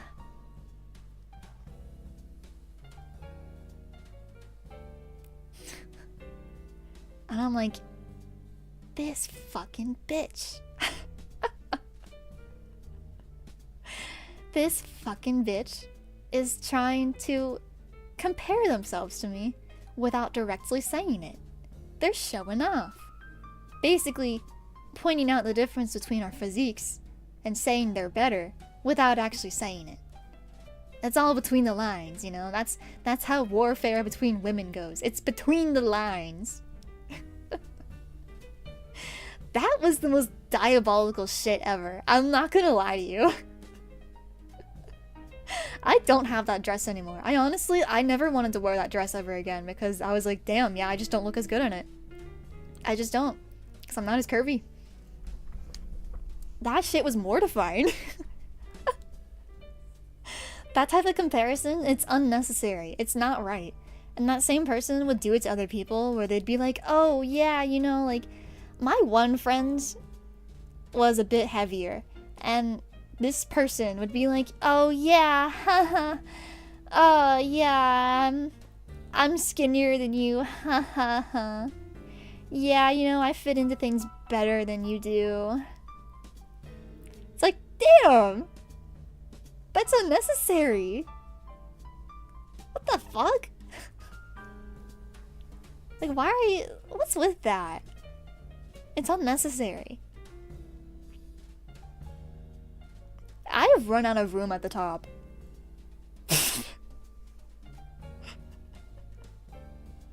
Which is a problem.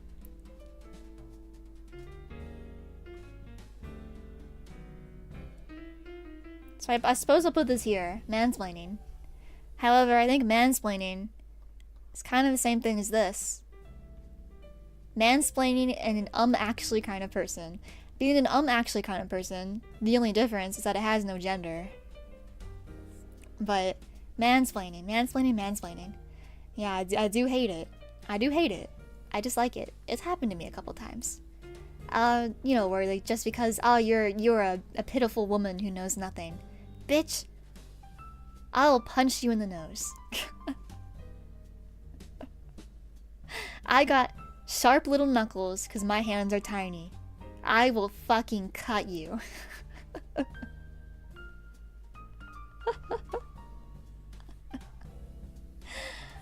And I'm actually a person as well. I am quite annoyed by, because I guess it's all in the delivery, you know? It's that same thing where it's like you are trying to like show that you're better than me. I think I'll put actually a bit lower. Cause like, it can be educational, I will admit. But it's like the ego factor where it's like, you clearly think you're better than me and you're trying to like knock me down a peg or something. I'd be like, actually, you're quite wrong about this. Yeah, you would know this, but yeah, stupid woman. Like, damn, say what you really mean. Say what you really think about me. Or if you're gonna educate me, be nice about it. Don't have an ego about it, or use me to fuel your fragile, tiny ego. Noisy people. Let's put it right there. Because we're out of room. I didn't think I would need this much room. I intentionally gave myself extra room for these categories. Turns out, I think I needed some more up here.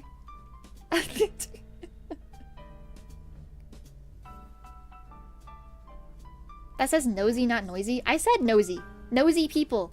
Nosy people. Use your ears! Oh my god, use your ears. Nosy. I did mean nosy people. That's what I meant. Why would I write nosy people if I meant noisy? I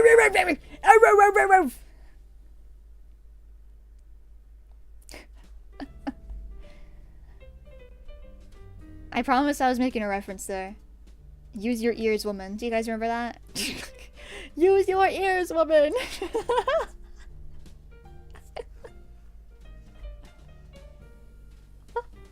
It's a clip on Maeve's channel. Promise. Promise. Anyway, stay the fuck out of my business if I don't make it your business. And stop asking! Stop asking questions to try to get my business out of me. And insisting upon my business. You're not entitled to it. So get the fuck out of my face. I swear to God, I own a knife and it is still quite sharp. And I'm not afraid. I'm unafraid. I am unafraid. If you want to stay out of the hospital, then get the fuck away from me. I'm kidding, I'm not a violent person, but I do own a knife. A pocket knife, of course. Yes, a quite legal pocket knife. Of course. It's not anything bigger than that. Promise. I do. Promise.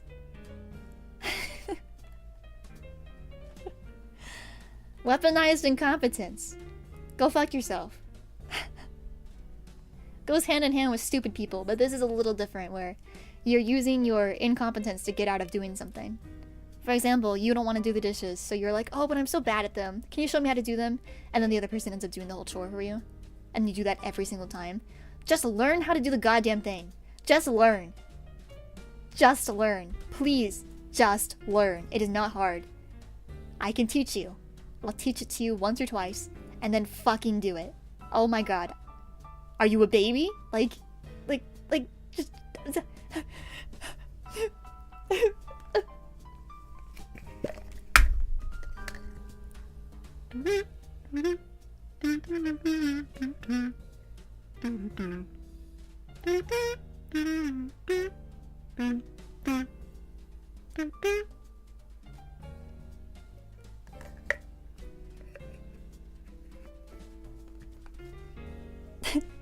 People I live with are probably like, why is she yelling so much in her room for the last 2 hours?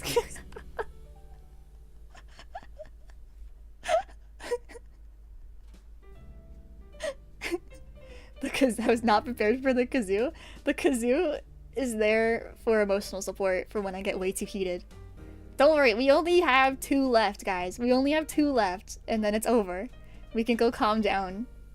But unfortunately, I don't like this one either. Competitive people. I talked about this on my debut, so I'll keep it short. I don't like when people compete with me when there's no competition. If it, like, I'm not the type of person to be like, oh, why are you trying to get competitive in a competition? Like, that's different. That's different. Competitive is in the competition. It's in the word. I'm not talking about that.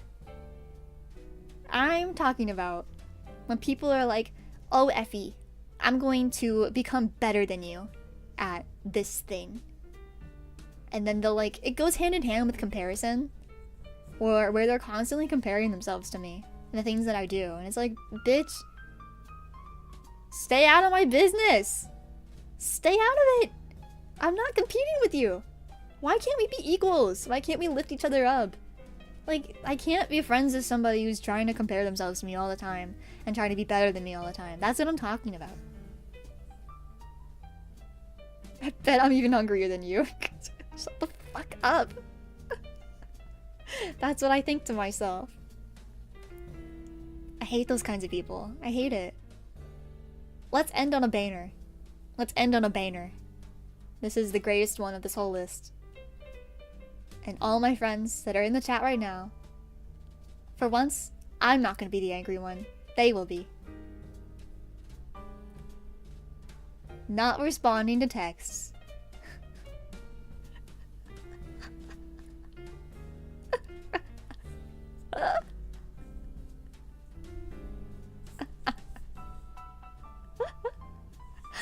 To all my friends in chat, I might be sorry, but I would say sorry, but I do it too much. So I don't know if the apology would really be genuine. Because it's not like I'm gonna stop anytime soon. But yeah, I'm that person. Sorry. Which makes me deeply incompatible with a lot of people who prefer constant attention. This might go down to the blue tier, to be honest, yeah. After what I just said, yeah, sorry. I should be sorry. What do you mean I did it to you today? NJ? If I did it to you today, it's because you messaged me when I was streaming. I respond to your texts, bro. But listen, I don't respond to texts if I have nothing to say.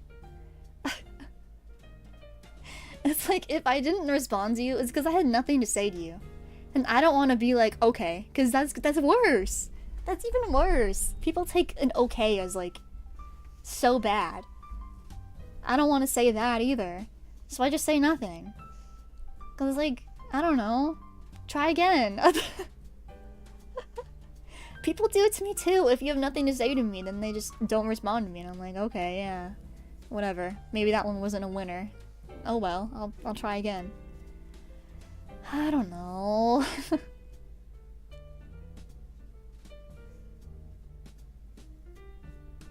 You would prefer an okay? I wouldn't prefer it.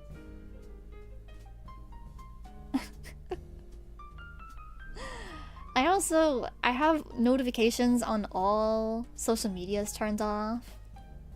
So sometimes I just don't even get the message. Because, I don't know, I don't really like being available all the time. In this day and age, we are expected to be available 24/7, and I fucking hate it.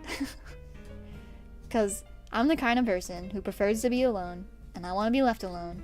And I don't like when I'm expected by people to be available 24/7, to respond at the drop of the hat. My boss is one of those people, actually. And I understand her perspective of, like, she's trying to get something done quickly and efficiently. But, like, I won't respond to her message for, like, maybe 2 minutes, and then she'll go on and message somebody else and be like, Ephie didn't respond to me. Ephie won't respond to me. Ephie won't respond to me. Bitch, I was thinking. I was literally thinking about how to respond to you, because you're my boss. And you asked me a question I'm trying to think about how I want to answer. Girl, like, fuck. Chill out. I cannot deal with the type of person who needs me to, literally needs me to respond within 5 seconds. And this, like, I have a story about that where, I think I've told this story before. I knew a guy where I didn't respond to him right away one time. Because I was like, I saw his message and I'm like, okay, I want to, like, take a break from messaging for a little bit. I'm going to go watch a video. I turns the video on for maybe 5 seconds and he messaged me back, don't ignore me. I have abandonment issues. Bitch, what?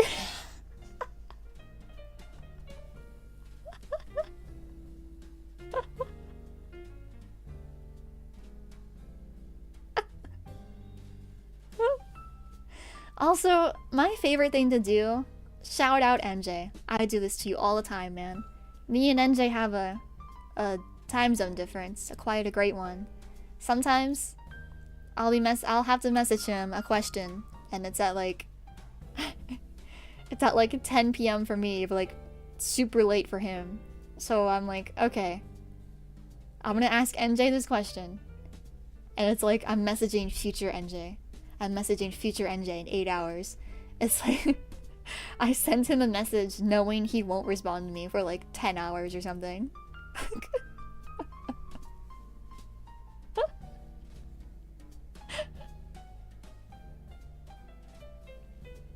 That's like my favorite thing to do. That's a bit different. That's different. That's like unintentional not responding.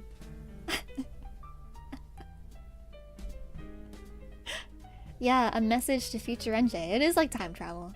I feel like I'm time traveling. It's really fun. My other favorite thing, I'll like send him a message as I'm about to go to bed, and I'm like, yeah, I'll wake up to the answer in the morning.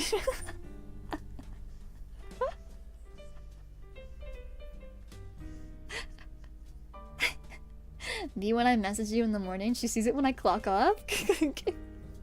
And I'm like just waking up.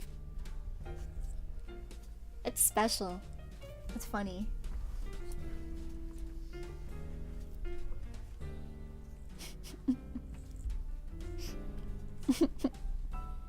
Yes, this is our tier list, everyone. We run out of things. We've done it. Yippee yay!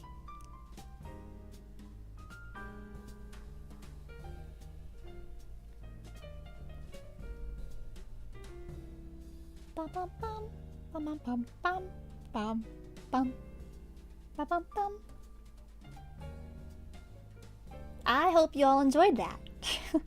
I got very angry. This is our final tier list. And turns out I'm a very negative person. Look at this shit. Should I be embarrassed?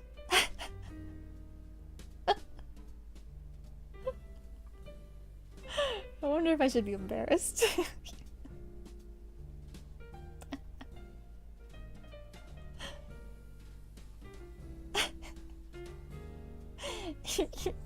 You're just very considerate. Is that the way you're gonna spin it? I'm gonna rewatch the VOD later. Like I said earlier, I'm not gonna do this all the time. This is a very special stream that I almost didn't do. Because I knew it'd be so negative. But I hope you enjoyed it. I hope it was a special experience. Yeah. And if you disagreed with me in any spots, I invite you to make your own tier lists. Share your own opinion. Because, you know, that's exactly what I did. I didn't agree with everything Crocky said. Not in like a bad way, just like I felt more passionate about certain things than she did. So I did my own! Crocky will not see this, but if you do, shout out to you. I loved your video. Yeah. Is this tier list shareable? Mine is... you can find it on the internet. It's on the internet. You can Google Pet Peeves tier list, it'll come up right away. It's like the first thing in the results. You can go use the actual tier list. The reason I did not is because I am mortified by using... I'm mortified by using the internet on stream. I've had way too many bad experiences. I'm never doing it again.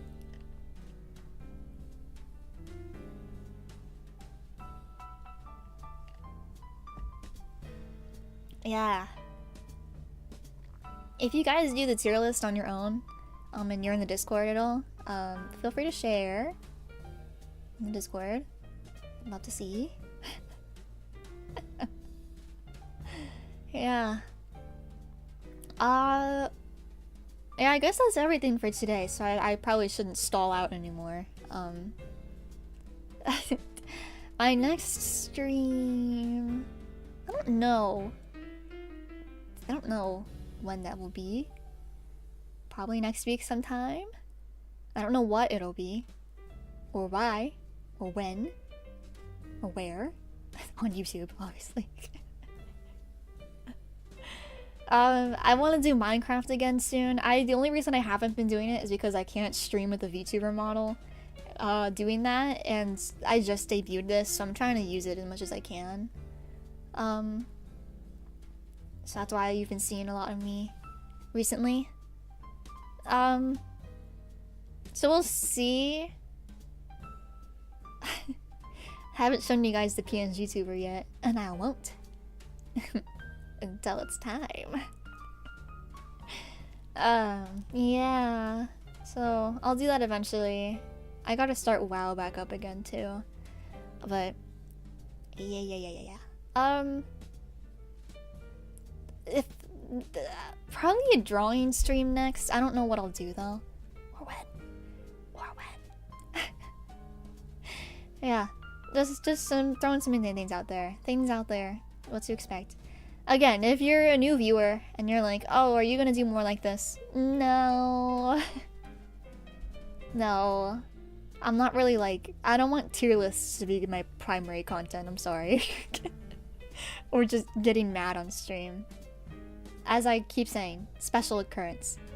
You also get more than enough of my complaints on chatty streams anyway, so I don't really need an excuse to do it. That is my disclaimer though. If you're a new viewer and you're expecting a lot of like VTuber content, quote quote, on this channel, I just want to stop you in your tracks right now that my primary content is art, and VTubing for me is like a hobby, I guess. This VTuber model is an extension of my art too. I made this myself, as I've said a million times. So the way somebody defines VTubing, which I think is important for me to clarify, because I know some people will get confused when I say I'm not a VTuber, even though clearly I'm a VTuber. VTubing is content focused on the character, and my content is not focused on the character. In fact, there is no character. I'm just me. I'm just being me. This is just my way of face cam streaming without showing you my face. If you're an anonymous content creator, this is like the best way to do it, is VTubing. So please do not expect me to do that stuff. If you're cool with my art and you're here to see the art and chat with me, you're more than welcome. And I'm happy you're here. But if you want me to be something I'm not, I'm sorry, I cannot deliver that for you. I highly recommend you check somebody else out. Thank you for your time. That's all I'm gonna say. This is a bit of an unconventional channel in a way. Sorry. I do what I want here. Ha ha ha ha. Ha ha.